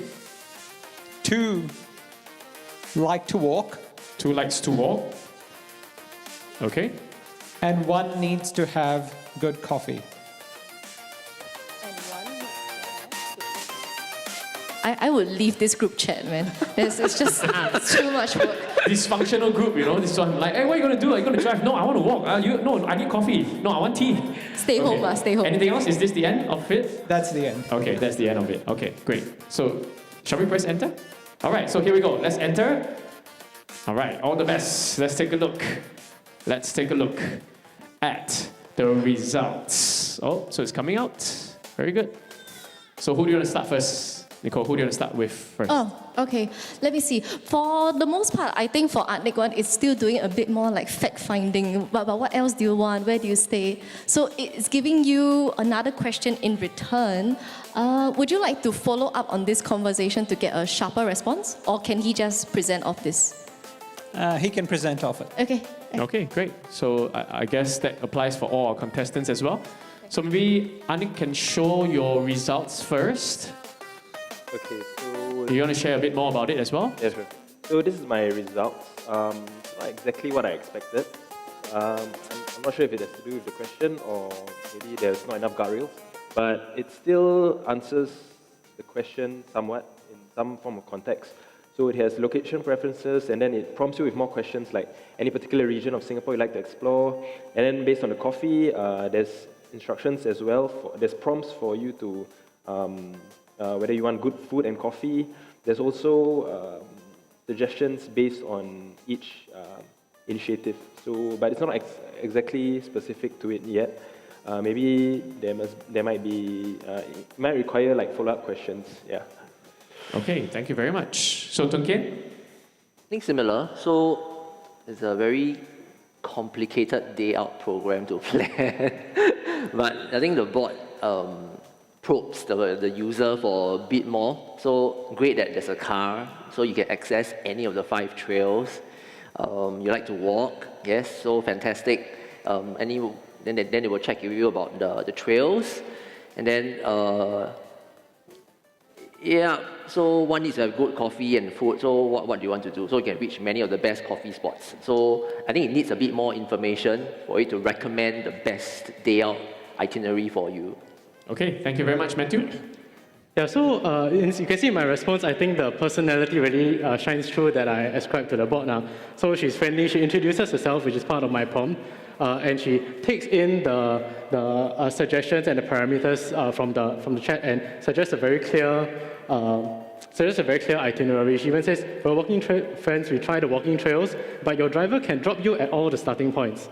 And Coffee Lover suggests some coffee areas nearby and gives some tips on budget-conscious planning as well. So I think I also want to highlight here my thinking with the bot again. I said I try to avoid the very excessive parameters. It looks like the personality is very fluffy, but actually every sentence here I think carries a lot of weight. It does a lot of work. So for example, even just saying oh, your name is Cindy, but your friends call you CDC Cindy, it imparts a personality that, she's very sociable, she's part of the friend group, she's willing to, meet everyone halfway in terms of all their preferences. And I think this is a bit underrated. I feel like people often very technical with AI prompting, but actually all these fluffy sentences actually do help a lot in guiding the AI to where you want. And I think that's what I was trying to do here.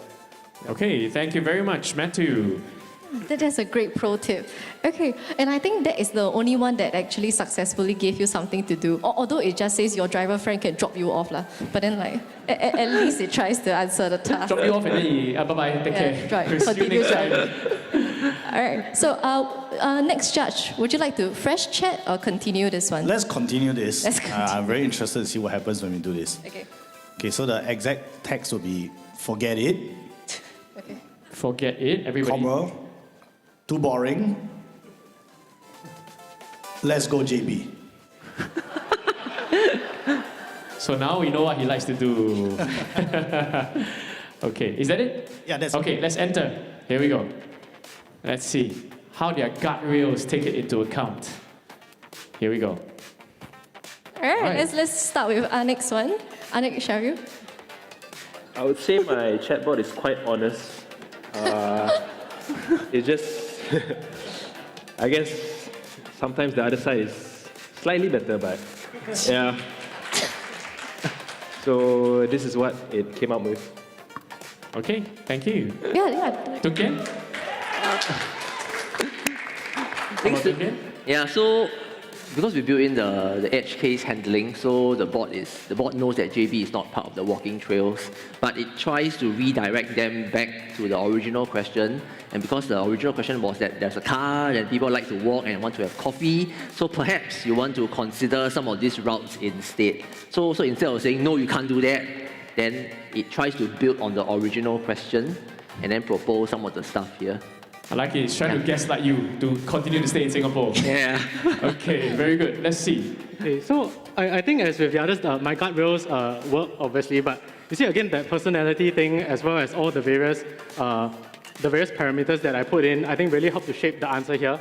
Like she refuses, but she also says, oh, JB, there's so many things that you don't want to do in JB, why don't you come to Singapore instead? And even your kopi friend can have a local kopi culture in Singapore. So it really takes the context, synthesizes it very well, and gives a very relatable answer I think fulfills all the task parameters. Yeah. This is like GPSA lah, right? Tell you why it's not good, then after that tell you it's good. Yeah, that's a very auntie answer. I really can see. Okay, judges, Any comments? Bernice or Dr. Yap? I'll give Bernice some more time to think. Okay, so. Okay, sure. Fresh chat or same chat? Actually, I want a fresh chat. Fresh chat. All right, let's start a new one. Okay. Fresh chat. Okay, ready. Yeah. Okay, I need to make a quick stop, okay, in the middle of the day to pick up my kids. Wait, sorry, one at a time. I need to make a quick stop in the middle of the day to pick up my kids. Hold on, we hold it there. I need to make a quick stop in the middle of the day to pick up my kids. Second line? Yes. Yeah, but I don't want to miss out any of the fun. Okay, that's it? Yeah. Okay, that's it. All right, enter please. Good luck. Let's see what it is going to be generating. Yeah, it's really fun to see what the AI will do because the human will say, huh? You stay home with them then. Okay, let's see. Shall we start with Matt this time? Okay, sure. Okay. All right, Matt.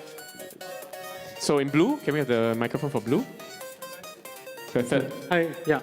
Actually, I think the prompt was a bit vague in terms of what you're trying to do. So actually, my bot I think came back with some questions to clarify further at this point. So I don't know if we want to give a further prompt to it. But again, like very conversational, registering your queries and your concerns, but also conversationally explaining what it wants from you next.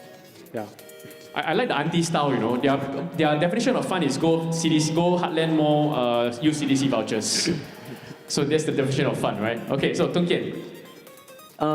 Yeah, so I think there are many things that we can do, but so what exactly do we want to do? So I think the bot is also asking you a little bit more so that we can plan the best day out for you. And even after you pick the kids, you can come back and join your kids as well. Yes. Yeah. Thank you, Tung Kian and Aniq. Similar to the previous two, I think the prompt in itself is quite vague. So my chatbot actually prompts for more inputs as well. So I guess it wants it to be more specific and tailored to your exact. For example, they put what time do you need to pick up your kids. So I guess they don't want to just suggest activities for you and sort of mess up your schedule. So I guess it wants exact timings and locations. Yeah. Great. Thanks for the response. Yeah. Thank you. Bernice? A fresh one, please. Okay, new chat, please. Okay. I don't want to do free activities. Government give. Wait, I don't want to do free activities. Government give voucher, must use. Okay, hold on. Okay. And then one person only has $50 left. What can I do? Okay, one person only has $50 left. What can I do? Is that it? Okay, great. Enter, please. All right, let's take a look at the three. How about let's start with Tung Kian this time? Because we haven't started with him. So we're going to start with green this time in the middle. All right. Okay, so let's take a look. Okay, so I think a little bit more detail in the question would be very helpful because $50 in vouchers can be CDC vouchers, SG Culture Pass, so which kind of vouchers. So I think the bot will ask you because it has context of what is the voucher and how the vouchers are used. So since you have $50, you prefer to spend it over different meals, over one good meal and so forth. And then it's not just to eat, perhaps to also explore, so you burn the calories after you finish eating, or you can work out a good sweat and then go and eat.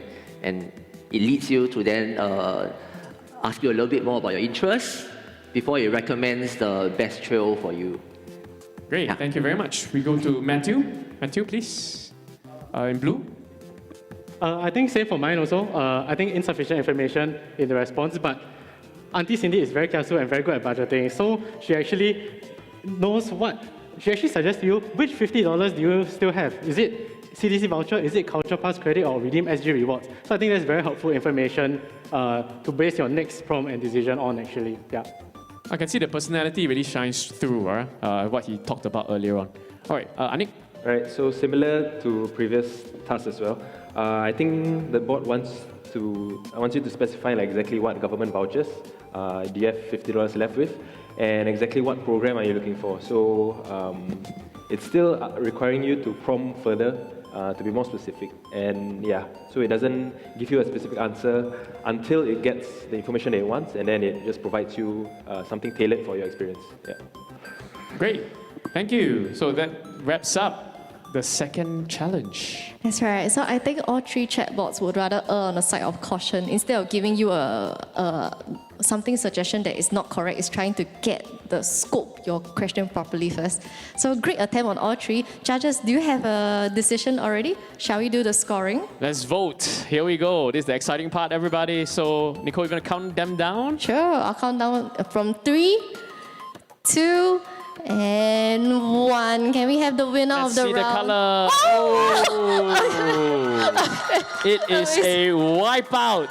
10 points from Matthew of HDB. What resounding. Okay. So it looks like his prompt about giving the bot character and personality really shone through, right? Is that what the judges were looking at? So Zushen's mic? Yeah. Our judges' mic? Yeah, so the personality is definitely important because... Hello? Yeah, that personality is definitely important because if it's not personable, people just won't use it. So I think that's definitely a key point. But I think also what I really liked was when that kind of like gaslighting to say you should just spend your money here, don't go there, right? Which I think like both, for Tung Kian also that the bot did fantastically well. But for me personally, at least, I think that Auntie Cindy personality makes it a lot easier to chat. I feel I'm talking to a human being, basically. Yeah. Talking to a neighborhood auntie who knows the deals, right? Any other comments from the judges? One more comment? Anybody? No? Okay. Yeah. Yep. Okay. I really enjoyed the chat with the CDC Cindy. I think the nickname makes it more relatable. Okay. I think that's one trick that I learned. Okay. To make it more personable. Okay. I think advice from someone that you trust is very important, even though it's an AI bot. Okay. Thank you. Yeah. Thank you. Thank you, Jack. All right, that wraps up round 2. Shall we give them a big round of applause as we tabulate the scores? I can totally see somebody telling your friend, hey, CDC Cindy, how are you, CDC Cindy? Okay, so we're going to show the scores on the screen. Let's take a look, everybody. Where we are at now, Matthew in the lead, 14 points. Aniq has 8 points, and Tung Kian right now at 6 points, but we're only halfway there. All right, Nicole, let's take us through the third challenge, please. All right, so let's get my slide loaded up. So, audience, finally, now it's your time to shine as well. The next challenge will be 50% weightage on the judges and 50% weightage on you. So, if we are ready, here to walk you through the challenge is Aniq, who sent us one picture, not knowing that it will become this video. Wow, a website just for our group outing? Steady lah. Yes, very steady. Okay, so the context is you've transcribed everything. You've built a chatbot, but being the overachiever that you are, you decided to seal the deal by building a website to consolidate them all. So no more endless screenshots and scattered links. You're going to create a one-stop platform where your friends can access everything you just shared with a single click. And the featured tool for this task is the industry tool, Lovable. So, finalists, here's what you have to do again. All you have to do is consolidate the information and content from challenge 1 and 2, prompt, output, reference document, anything you want. Build a prototype website that provides an overview of the 3 initiatives, CDC Vouchers, SG Culture Pass, and CDC Walking Trail. The website should be able to recommend personalized experiences based on your preferences. And finally, your website must feature clear Singapore elements. You have just 8 minutes for this task. This is the last time anyone can use a power-up. Would you like to activate your ally? Why? Where's your ally? He don't need the ally. He said the ally won't do as good job as me. Okay, thank you very much. Okay, you don't want to use your ally. He said AI is the ally. Okay, AI is the ally. Thank you. And no, he's not going to use it as well. He's not going to peek. He doesn't want to peek. He's confident in his own work. Lock in. Let's go. Let's have 8 minutes on the clock. Let's count down. If you are ready, let's go. Let's begin. 8 minutes. please. Your time starts now. I tell you, this is a great friend. This friend can do website for a group chat, you know. Wow, this is a fantastic friend. Yes, but now we will see how actually this friend just needed 8 minutes to do it. Exactly, 8 minutes to awesome. build a website. So this is one of the most exciting tasks of today. It's very showy and more importantly, it can be a bit subjective. The website that you like and the website that I like could be different. And that's why we enlisted the help of you, the audience, to help us vote for this. Based on design, right? Yes. So this, Nicole, you want to share a bit more about Lovable for our friends here who are not familiar with Lovable? Yes, sure. So Lovable is a prototyping tool. Essentially, all you have to do is give a natural language prompt, aka in English, create a website for my nephew's birthday, for instance. And if you would like to employ one-shot prompting, otherwise known as one example prompting, you can take a website that you like, snip a picture of it, upload it, and say, this is the style I want, now recreate it. So that's a very fast way to recreate your favorite websites in your context. But I think all three of them are too purist for it. They are not going to use examples. Instead, they will prompt their way, use their critical thinking, and show you the website of their dreams. So Lovable gives you the code, and so you can host it yourself? Is that how it works? Correct. So in fact, all three finalists, after they finish building it, if you're fast enough, you could go to their website and test it out yourself. But we understand that 8 minutes is a bit tight. So if you do want to test the website, please be forgivable. Okay, so this is what he's built so far. Okay, I understand what he's doing. So there's a lot of context that we shared in challenge 1 and 2. And to ensure that Lovable doesn't get overwhelmed with the sheer content that you're dropping in, he's now getting a summarized version. So that's him. We'll check out what Tung is doing right now. Okay, so for him, he has begun to design the website of his dreams. So these are the 3 colors that we will see later. And this, I think, a professional UX UI design, that could be ambiguous, don't know what that is. We'll see how it works. But he's asked for what we indicated, Singaporean elements. Okay, he heard me. Okay, so let's move on. Immediate feedback from Nicole. Live from engineering. Okay, okay. So I think Aniq is a far better designer than I am because I see terms that I myself am not familiar with. But the first challenge they actually have is to digest that humongous chunk of info from challenge 1 and 2 and see how they can bring it over to Lovable. So at the end of the day, since there are members of the public here with us, we really want to help you think of how you can use your culture pass. So far, I feel like all I've learned is to go JB. But then hopefully you've taken away more than that. Okay, yeah, we have this. So he's decided, what's this, the experience? Okay, mobile responsive. So that's also a good prompt you can have. So because when you build a website in Lovable, not every button is clickable. So you could have a prompt that says, ensure every feature works, ensure every button is clickable, just to confirm that every website goes somewhere. Okay, let's see. So Nicole, is it in GovTech's pipeline to build a Lovable too? I think we shared a little bit about this earlier today in the keynote by our CE. I'll let him be the one to unveil that formally.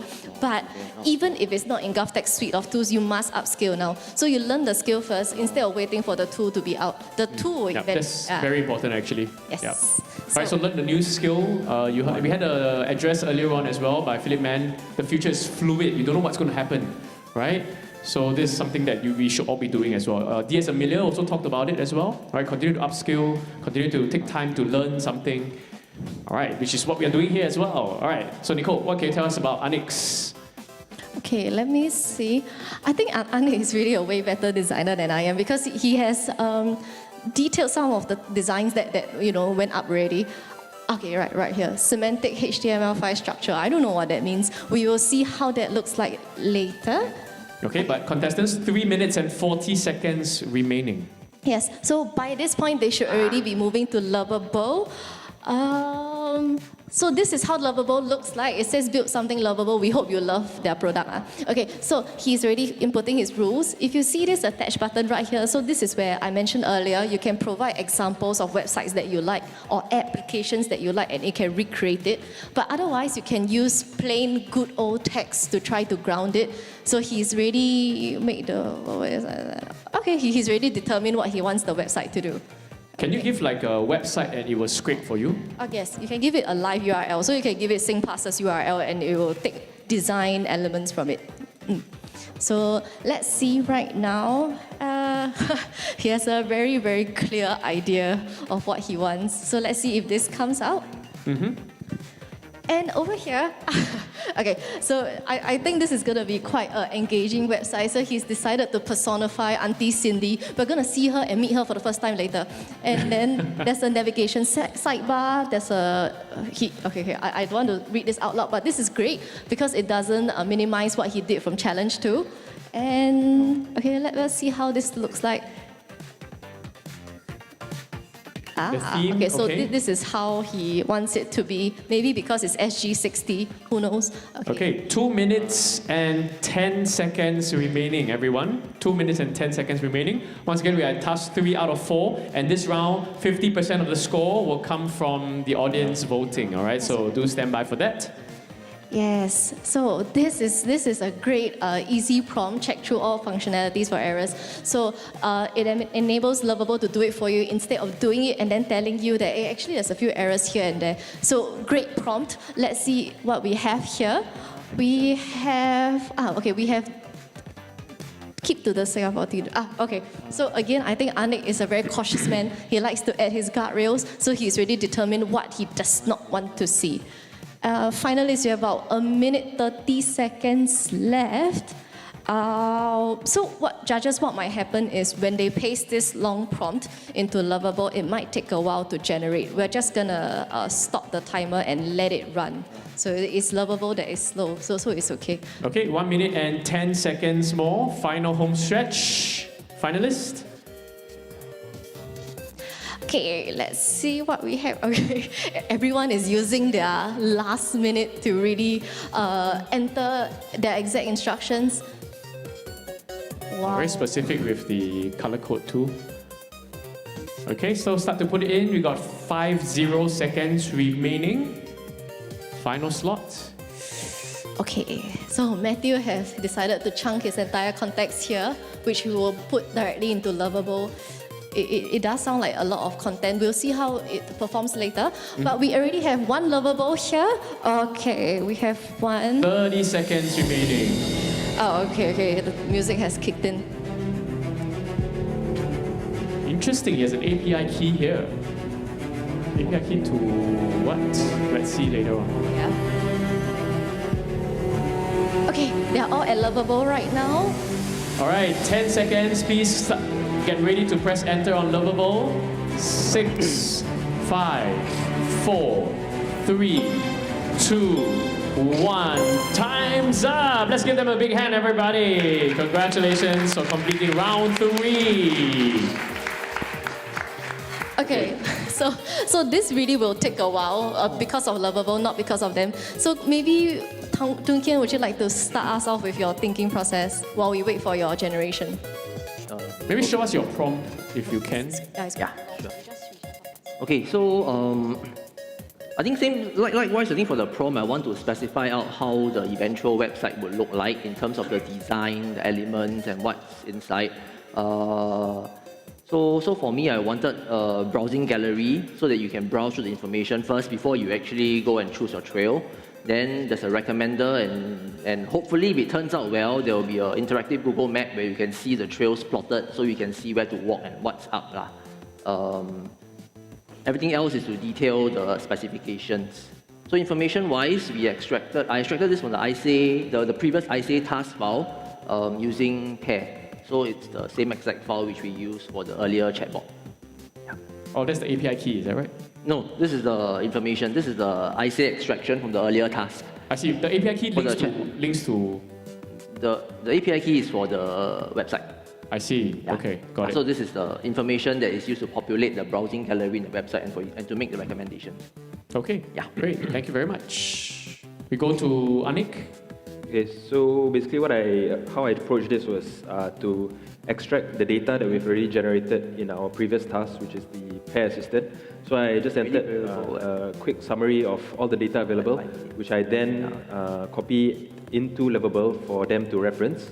And then for the Lovable prompt itself, I gave basic words for Pair Chat to actually enhance and enhance and expand the livable code into something that they will be able to process. And then at the end, just included the various elements that I would like to see in the website, such as modern UI and UX, which is like glass morphism. And I ensured that each button was clickable, no dead links, and then stick to the Singapore theme, which is basically the task. Yep. And so early on, you asked for mobile responsiveness as well, right? Yeah. Yeah. So responsiveness could be important as well in a website, but in this case, this is a desktop format, right? So Matthew, lastly. Yeah. Okay, so my thing is still generating. Let me go back to my prompt. So I think for mine, the approach to integrate some of the context from the previous task into the website, I did twofold actually. So one thing I did was I hacked Auntie Cindy to become a website designer. I don't know if you all saw. I edited instructions to say you're also a website designer, and I gave her a very detailed overview of what exactly I want for the website. So the mini sections there, and that helps her to generate the entire content in very engaging Auntie Cindy style, but actually exactly what content I want for my website. So this would actually help to guide Lovable to create the necessary sections for the website. Hopefully it comes out well. I also used the original AIBots. Report. I asked it to just regenerate it in text form, copy-paste it in, just for some background information, because Auntie Cindy might not have captured everything in the website content. So moving on to Lovable, I think I took a very bespoke approach in a way. Actually, even my earlier prompting for Auntie Cindy is also very bespoke. I kind of let it know exactly what I wanted it to create. But I also asked certain things like dynamic taglines, chatbot, navigation sidebar, so some fun things, some widgets as well, like a leaflet map before the trail section. I think this one, sometimes it works, sometimes it doesn't work. We can try it out. And I think my theme, again, quite bespoke. I think in the interest of time, we have very little time, so I really put the most important things like the aesthetic hints, getting the AI into the right headspace, the right probability space to create what I want. Certain bespoke things that I wanted, such as inline images being Polaroid frames with drop shadow. I used back the color palette from the first task, so it's all very consistent color scheme. Yeah, and then the content and the background information, as mentioned, we generated with the earlier bots. Great, thank you very much, Matthew. Thank you, Matthew. Okay, so judges, I think the first website we could look at might be Aniq's one. Would you like him to scroll, click on anything? Just a quick scroll? Just a scroll? I just scroll through.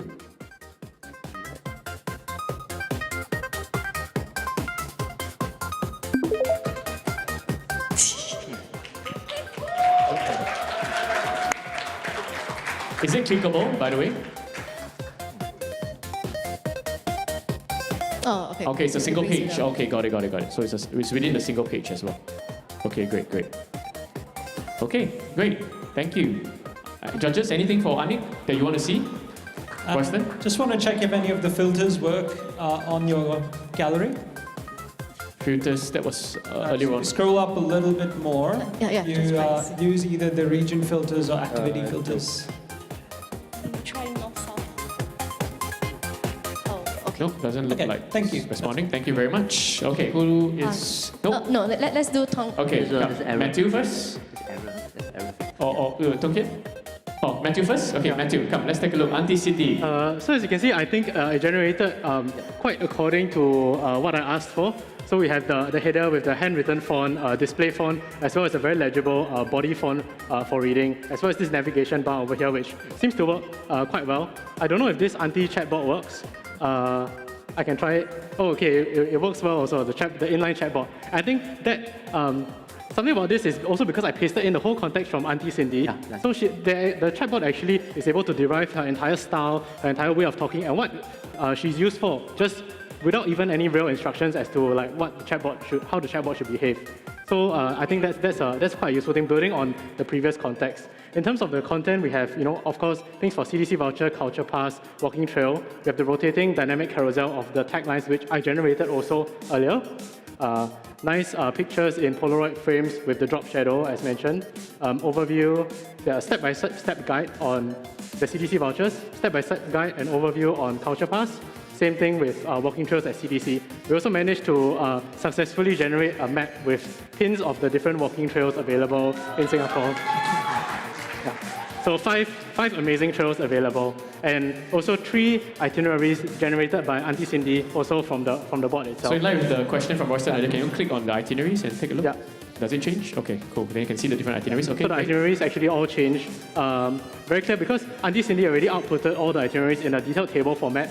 Lovable has all the information it needs. Central Singapore Trail, cost is free. Voucher is walking trails at CDC. It's all available very cleanly in the app here.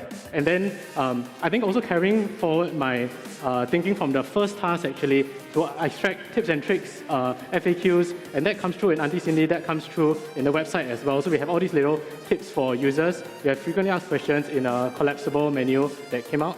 And yeah. Also, I think this disclaimer here is very useful because Auntie Cindy is told to be like a government official. So I think like she might have generated this disclaimer as well. Yeah. Okay, very good. So it's great, right? Because you data dump into the LLM and it's able to capture all the different segments that you heard from Matthew as well.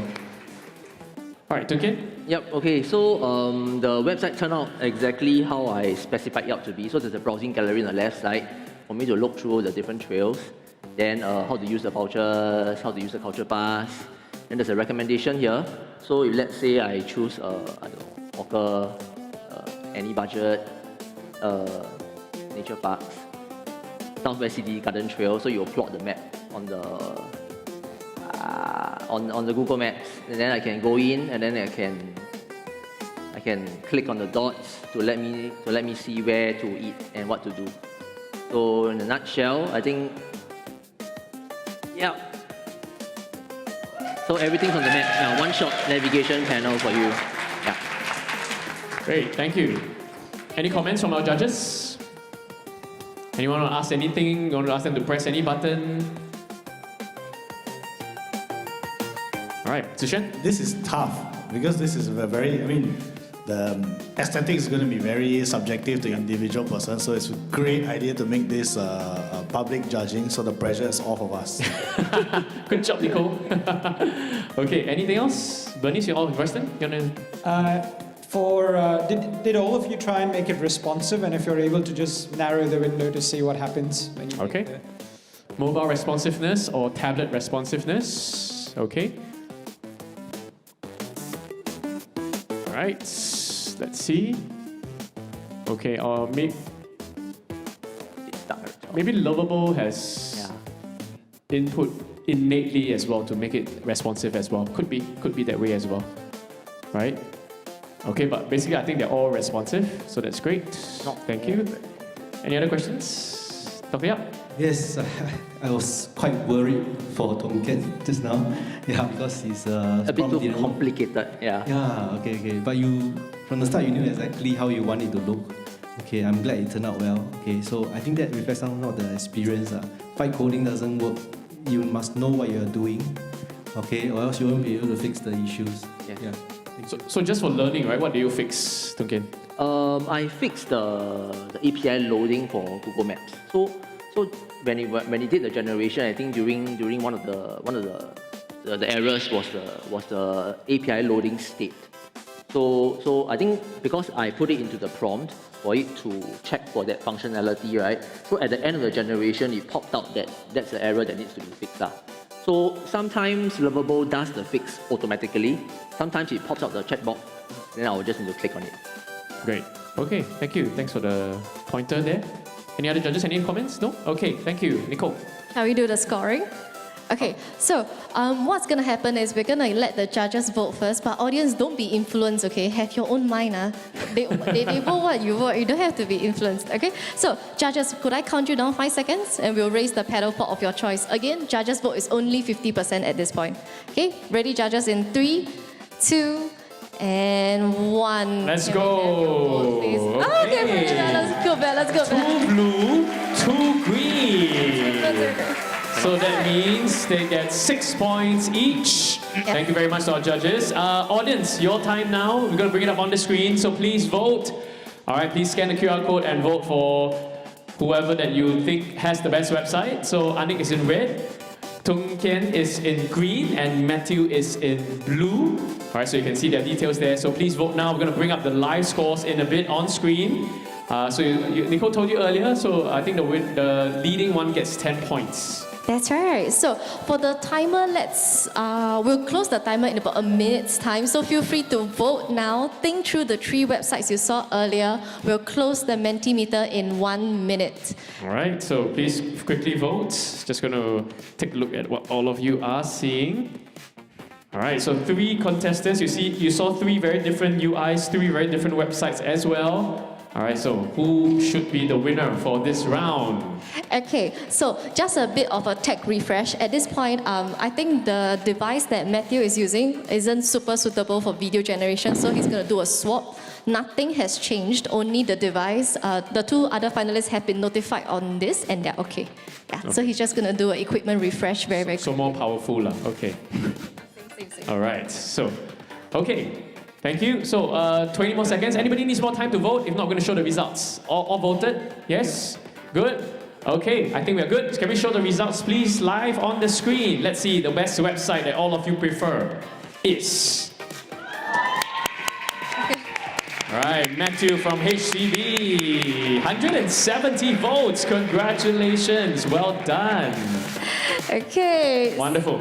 Okay, fantastic. So let's move on now. We're going to make sure Matthew is all set up before we are ready to go. Okay, I think Matthew is ready. Can we introduce task 4, please? All right, so we are down to the final task of the day. Thank you for voting and thank you for following us so far. Let me get the screen up very quickly.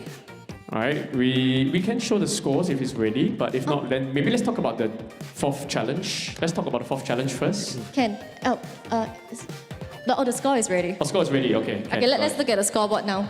All right, scoreboard is, let's see. Oh, no, it's not ready, it's not coming up, but maybe we can have the slides back. Let's talk about challenge 4 first. We're a bit pressed behind for time.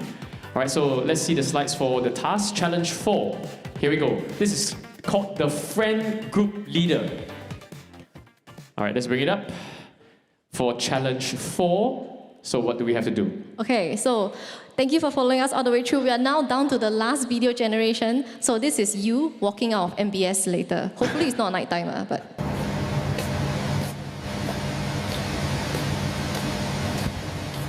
Okay, you get it? The mystery is who will you follow? Okay, last task. Oh, there we go. Okay, got it now. Okay. Last task of the day. Okay, so you've chatted with your friends, you've built a chatbot, you've even created the perfect website. But now comes the real and final question. Are you the best person to lead your friend group on the perfect day out?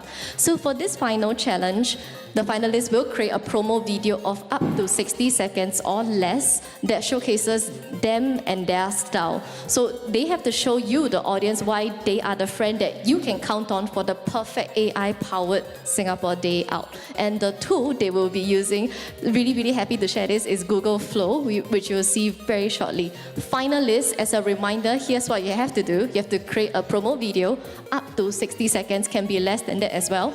You have to use Flow by Google to generate your video. You can use any of your content from challenge 1, 2, and 3, and you can narrate over your video in a final live pitch in under 1 minute. Finalists, are we okay with the instructions?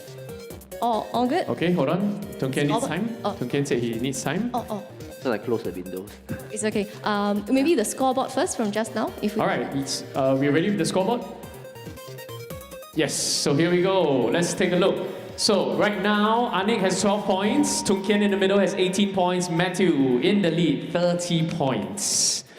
Wow, well done. Well done. Final task, takes home everything. Yes, it's not over till it's over. Okay, let's now have 7 minutes on the clock. And if finalists, if you're all ready, shall... Okay, wait. No. Hold on. We'll just make sure that everybody has time to get there. Okay. So it's a bit lagging. No, not to worry. We'll make sure everybody's on the same page because they will all have the same time to go. All right, I think that's why Matthew switched laptop, right? Because intensive on the RAMs. Okay, I think we're ready to go. Okay, all right. Shall we pull up the timer for just 7 minutes on this final challenge of the day? All right, let's count down, Nicole. Okay, yeah, sure. In 3, 2, and 1. Let's go. 7 minutes remaining. So just a reminder for everybody. So they will create a video and then they will narrate over that video later on. That's right. So actually, Flow does help you to generate the narration if you want to, but I think we want the finalists to show you their personality. So they're just gonna generate the images and narrate over it. So we're gonna see three very, very creative generations right here. So let's start with Matt, Matt with his signature auntie. Let's see what she looks like. We finally get to see the real Auntie CDC Cindy. You've seen her too much. Okay, so here. Okay, so he's determining the style that she wants.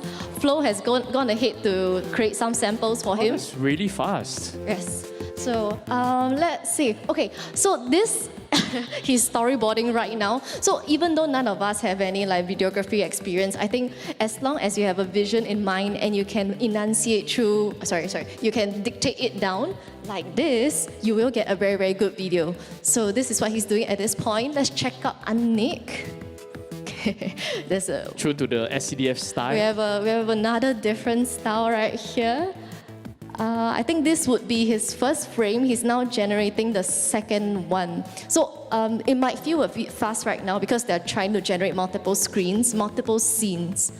So you can of course generate an image first and use the image to create something else like what Nicole did, right? So earlier on, all the contestants used a still image and used Singlish for their video image, video shots. Yes. So again, they can upload anything that they generated earlier on as a reference. Okay, so you have 5 minutes and 10 seconds remaining. 5 minutes and 10 seconds. Okay. But the most important is this, right? We're going to show you how easy it is, right? So now, like the previous task, you can use Lovable, create a website in 8 minutes.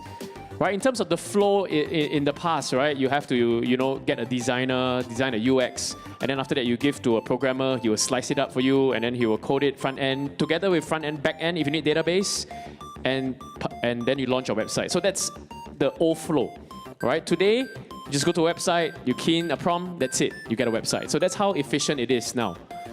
So Matthew has started with a near flawless approach. He generated his Auntie Cindy just now, and he's going to use it to anchor it. So it is the reference image in all of these scenes. So it is very unlikely that he will get a different generation. And I think he's piecing it together one by one. We're going to see a very athletic auntie very soon. We'll see if she can make it through the wall. Right. And over here, hard to say what's going on. Kian likes to play with fire, so he's still on his Word document. But let's see how Aniq is. So now he's using a firefighter. He has a whole story here already. So this is really, really a great task that only requires natural language. As long as you're good with English and you can bring your ideas to life, it's fine. But of course, the differentiator would be the style. So I think the style that he employed is a bit different. As you can see, really, really, really beautiful visuals. I think the style that Matt employed feels very Pixar, doesn't it? But in most image and video generation models, you cannot use the word Pixar. You can't say make it Disney. It's just not gonna do anything. So instead, he worked around it by describing the style that he wants, illustration, 3D, and it's able to infer and accidentally give you a style that's very Pixar-like. So it's quite a clever workaround. And now we have, okay, we're still waiting. We have a wait. I guess, I believe due to copyright issue. Yes, for sure. So we have about 3 minutes left on the clock. Again, this is the last task of the day. Audience, please vote later based on merit. This is a meritocracy. So we will see. Okay. I understand what he's doing now. Okay, so he has a full storyline. His video will likely have 3 scenes. And it's all English, so you can't say that it's something that you cannot recreate. You and I speak English, you and I can do this too. Okay, let's look at this. Generate a play.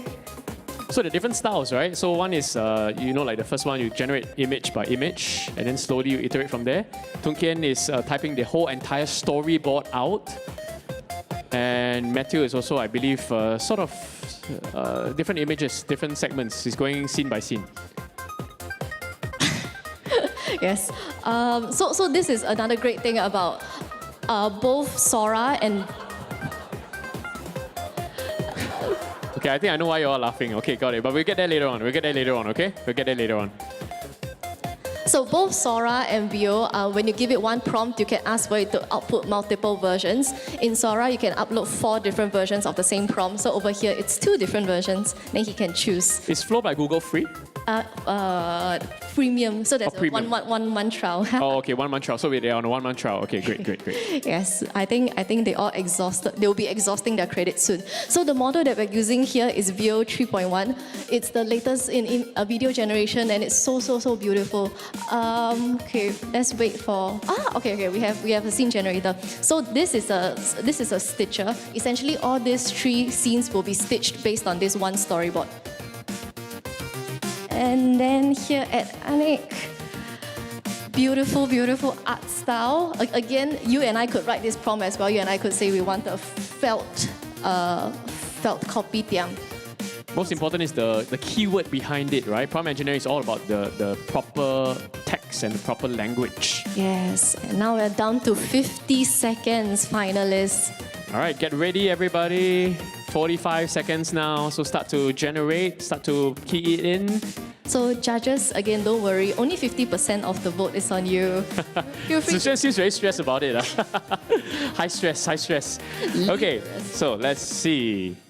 Okay, so what's going to happen after this is they're going to take their video, we'll give them 1 minute to pitch to you, and then that's it. Then we have come to the end, right? Of the Prompt Engineering Prompt Royale 2025 finale. So this is the finals, top 3 finalists on stage, and we will be ending the last task in 10 seconds. 8, 7, 6, 5, 4, 3, 2, 1. Time's up. Let's give them a big hand, everybody. Amazing job. And I gotta say, 3 very different styles that we see here based on what they like and also based on what you like, right? As you heard, design is very subjective, visuals are very subjective, right? So, okay, Tung Kian is ready with his, Matt, are you ready? Or is it still generating? Still generating, okay, still exporting. So maybe we start with Tung Kian first. Is that okay? Yours ready, right? Is it ready, Tung Kian? Are you okay to go first? Okay. Okay, so you can narrate over your video. So anytime you can press play and then you can start. Let's have 1 minute on the clock. So, just 1 minute on the timer and Tung Kian's screen. Tung Kian's screen, all right, in the middle, green. Okay, so everybody, let's take a look at the video. So Tung Kian, anytime you're ready, please. Okay, hold on, sorry. Wait, we need mic for green in the middle. Hello. Okay, great. So we'll restart. Restart your video. Okay, here we go. Okay, let's take a walk along the historic Bukit Timah Trail. We'll start off at the Cashew MRT station, highly accessible. Get your coffee and get your ice cream, courtesy of CDC Vouchers. The beautiful, the beautiful railway corridor. And your friend appears with you. Now you reach the historic Bukit Timah the railway station. You see the friends and you see all the trains, the reenactment over there. Right, and you wonder how it used to be like at the railway station in the 60s and 70s when it was still working. So this is a fantastic day out where you get your food paid for, where you experience nature, where you meet your friends out of nowhere, and where you can enjoy a great piece of history from the reenactments that are put in place of the models, of the actors, and of the trains. So this is the best day out ever for your family. Let's give him a big hand, everybody. Wonderful. Okay, who's next? Who's completed? Can we check? Aniq still generating. Is yours done? I'm done. Okay, so Matthew from HDB, we're going to go with blue now. So we're going to bring it up on the screen. So here we go. Matthew, anytime you press play, you can begin. So you have 1 minute as well. All right, so here we go. Hold on. He's got some BG background music for everyone. We need his laptop. Sorry, can we restart? Okay. Audio as well, yeah. No worries, we will restart the time for you. Anytime you're ready, you can begin. Sorry. Hold on, he needs some ambience. Okay. So all my friends say Singapore, so boring, nothing to do. Go art museum, go art class, so expensive. Even economical rights, also not so economical anymore. Don't worry, Auntie Cindy is here to help. With Auntie Cindy's handbook, you will never have another boring weekend in Singapore. You can take a walk down Little India, Mall Street, Chinatown. So much to see, so much to do. Not a fan of heritage? Don't worry, you can try rock climbing with the youngsters. You don't think Auntie Cindy is too old for this? Back in the day, a national athlete. speaking of athletes, you can also try cycling down Punggol Waterway, very lush and very beautiful public housing. Do you know that HDB is launching 25,000 BTOs this year? End your day at your kopitiam, where your favorite hawker auntie and uncle will prepare local food for you. Use CDC voucher, can free food and economic boost. What's there not to love? Come on, what are you waiting for? Join Auntie CDC's culture experience today. Matthew. Thank you very much. And we go now to Aniq from SCDF, our final contestant, our final finalist. So anytime you're ready. My life gets intense. As a firefighter, I enter danger every day so that people feel safe. Off days are pretty hard and rare. On my off days, I use the CDC walking trails to walk along the Singapore River to reset my mind and reconnect with the city I protect. Or using the Culture Pass, I can enter Singapore Esplanade and watch a cultural play on my off day as well. But sometimes we like to keep it simple, and I'll go to my nearest kopitiam where I can enjoy my kaya toast and softball eggs with CDC vouchers, free of charge, no cost. So you've seen how I've presented my day, my off day using AI generation, and because this is a pitch to my friends, trust in me to plan a day out for you, because AI is there to help us with what we can produce. And I'll leave you with this last quote of mine.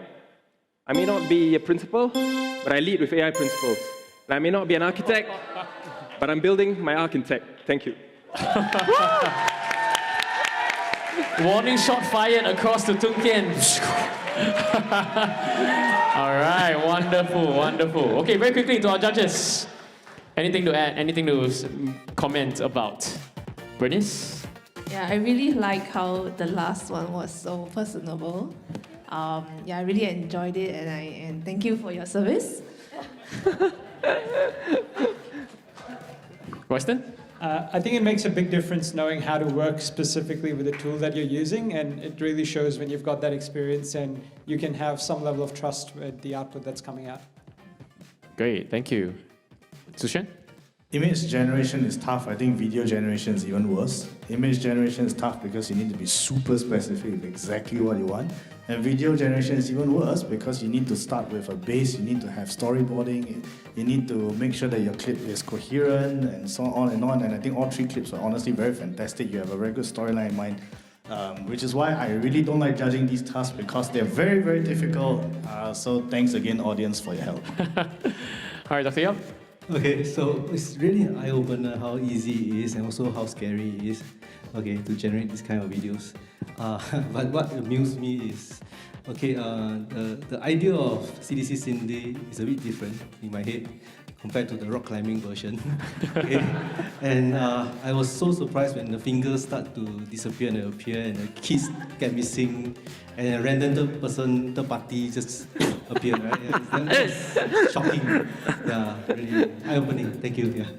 Thank you very judges. much. Okay, so again, this is the last task of the day. So can I invite my colleague, either Ming Hong or Alicia, to take the scores directly from the judges? We won't be publishing them, so their decision doesn't influence you.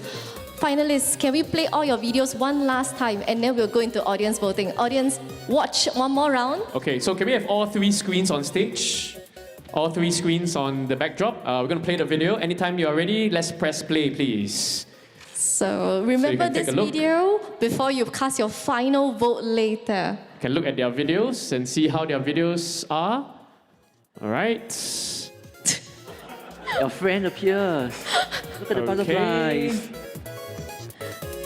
Wonderful. Right. Okay. Amazing, amazing job by all three of them. Okay, audience, last few seconds to absorb this, and then we'll get ready to vote already. Okay, that's okay. Video is almost ending. Stand by. Yeah, I think that one is looping already. Oh, looping already. Okay, okay. Let's bring up the QR code on the screen. So likewise, we won't be revealing it. We're going to compile it into the final score, and we will reveal the winner shortly. So please kindly vote. Scan the QR code that you see. But you know, Nicole, conclude for us what you've seen. Oh wow! I thought everything was great. They actually showed me their first version before this, and all three of them went a different direction. It was really great to see the three art styles. I think they did a fabulous job. And now it's really up to you guys, the audience, all 200, 300 of you. To vote for who you think that's right. should be the winner. We won't be showing the audience vote as well. So we'll consolidate the scores and you'll find out who the winner is at the prize ceremony that's happening right after this. Immediately after this, okay? So please vote. I'll give you 10 more seconds. Anybody needs more time? Just go count down 10 seconds before we move on to tabulate the results. So the judges have already passed the results to us. So we are taking that into account now. Yes. And this is the final call. Anybody else needs time to vote? If not, we will close it. Can we also thank the judges for everything today? Thank you so much. The finalists are very grateful for you as well. All right, we got Dr. Yap, Director at GovTech. We got Zhuxuan, who is AI Solutions Lead at Microsoft. We got Bernice, who is Director at MDDI, and also Royston from AI Deployment at OpenAI. Let's give them a big hand. Thank you very much to our 4 judges. Thank you very much for your... And also, most important, a big thank you as well to our lead and game master, Nicole. Thank you very much, Nicole. Thank you. Okay, can I invite all 3 finalists to take a step to your left and take a bow, and then I'll get out of the picture. Okay, you want to take a picture, is that right? Okay. We'll just stand by your cameras. All right, snap a quick picture for our contestants. Just stand beside. Look forward, everyone. All right, smile. The other side. It's okay lah. No worries. Just anywhere you want to stand. Okay, it's okay. It's fine. Just stand anywhere. Okay, smile. 3, 2, 1. Smile. We're gonna take an official shot.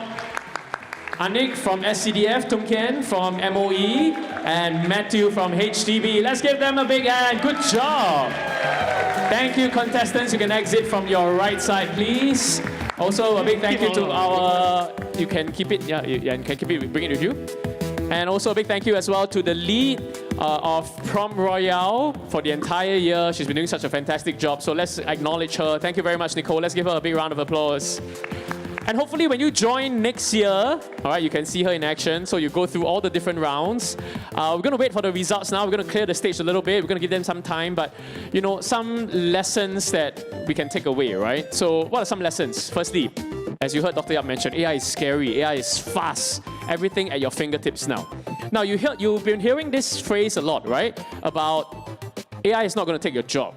But the person who knows how to use AI tools will potentially take your job, all right? So, you know, it's how we can use AI to make us better, faster, and a lot more efficient as well. All right, so, you know, I mentioned the idea about ideation as well. So earlier on, one of the speakers this morning also mentioned, so earlier on, for example, you do a website, you have to slice the website, you have to code the front end, you have to code the back end with database, and then after that, you have to deploy it onto a server. But right now, just using Lovable, for example, you can do everything from yourself based on prompts. All right, so that's actually how powerful AI actually is for everyone. All right, so of course, with certain guardrails, of course, hopefully all of you will be able to, you know, utilize the different tools to make all of you a bit more, you know, motivated to learn about all these different tools. All right, so, you know, coming to events like this is where we all learn. We all learn, we all feel inspired, and when we go back, we can deploy some of the tools that we have learned here today as well. Now, also, we got a QR code. I just want to let you know as well, we got QR code. So if you give us your feedback from your event web app, scan the QR code on your badge, you can collect a goodie later on as you exit. Okay, so we have 2 swags for you. One is if you collect 120 points, we're going to give you a lanyard USB. And second is if you give us your feedback, we're going to give you laptop sleeve. Right, so these are 2 swags that you can redeem later on your way out. Where to redeem? So it is this adjacent ballroom this way, just right beside here on your way out. So when you exit, it's on your left. We have vending machines there to deploy, and that's it. As simple as that. All right, you will be able to collect the swags on your way out. All right, so we're tabulating the scores now, just to make sure we have the scores before we get back and before we do the prize presentation on stage. But I want to say a big thank you to all of you for staying all the way to the end. Thank you to the fervent fans of our contestants here as well. So here to support the contestants on stage, you know, from SCDF, from MOE, technically Compassville Secondary, and also from HDB as well. Great. So feel inspired, everybody. Feel motivated. All here to learn. So just to conclude, we had 3 panels today. All right, so 3 panels talking about anything from launch, from our Prompt Royale finalists and winners, all the way to talking about how you're able to innovate. Right? Because here at GovTech Innovation Day, we want to make sure that we have a very innovative public service. Got it. Okay, so I have the results in my hand now. So, ladies and gentlemen, we're going to start with the prize presentation now. So, very pleased to welcome the Deputy Chief Executive of GovTech to join us on stage. Please join me to welcome Mr. Chang Xiaoxiong. Let's welcome him, please.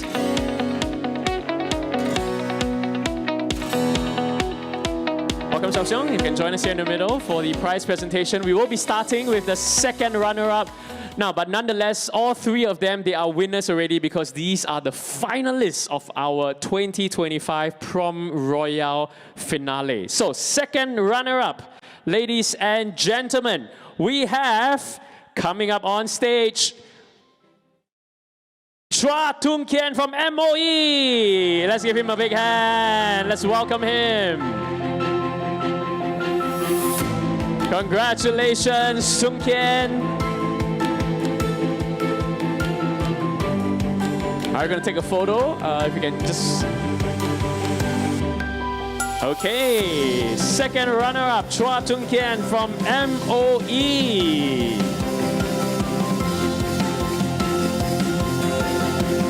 Wonderful, wonderful. Thank you, Tung Kian. If you can wait on the right side, we'll take a good photograph later on with your... Yeah, you can take this with you. You just wait at the side. Now, I'm going to announce the first runner-up, and of course, from there, you will know who the champion is. But the first runner-up, ladies and gentlemen, he is none other than Aniq from SCDF. Come on up.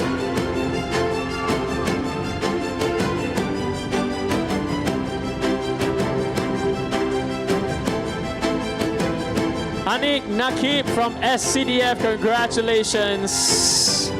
First runner-up, and his last task actually let him catch back up in points. That tipped him over to first runner-up position. And our champion from HDB, Matthew Lee.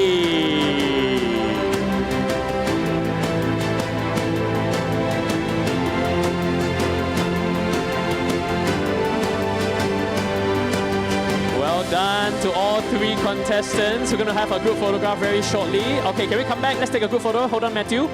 Don't go anywhere. We're going to take a group photo together with all three finalists and together with Xiaoxiong as well. Okay, here we go, everybody. Friendly handshake, but no hands later. We shake, okay? We take photo first. One step to your left. All right, wonderful. Let's look forward. Smile. 3, 2, 1, smile. 3, 2, 1, smile. Fantastic. Thank you very much. A big thank you to Xiaoxiong as well, our Deputy Chief Executive of GovTech.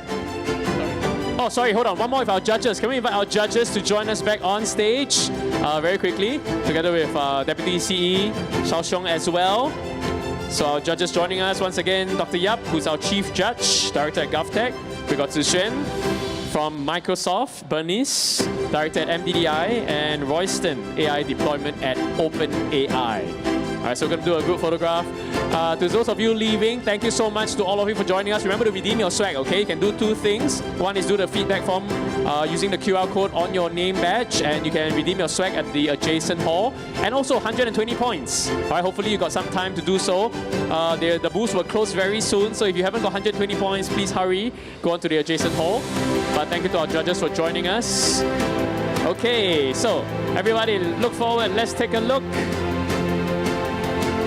You know, if I could conclude from this competition, I think, round one was neck and neck, but what really tipped the scales in Matthew's favor was when he gave his bot a lot of character, right? He talked about the character of Auntie Cindy, CDC Cindy. I think, the personality shone through from all the results that came from it. So thank you very much. Thank you, DCE, Xiaoxiong. Thank you very much to all judges. Thank you. Congratulations to all our winners. Let's give them a big hand. Well done.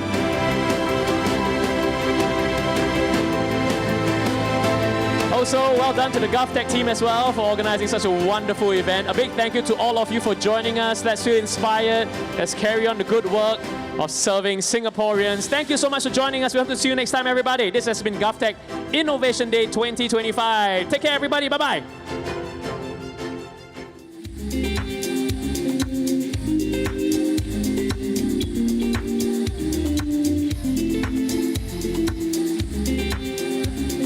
Hi, the finalists, Finalists, could you follow me here?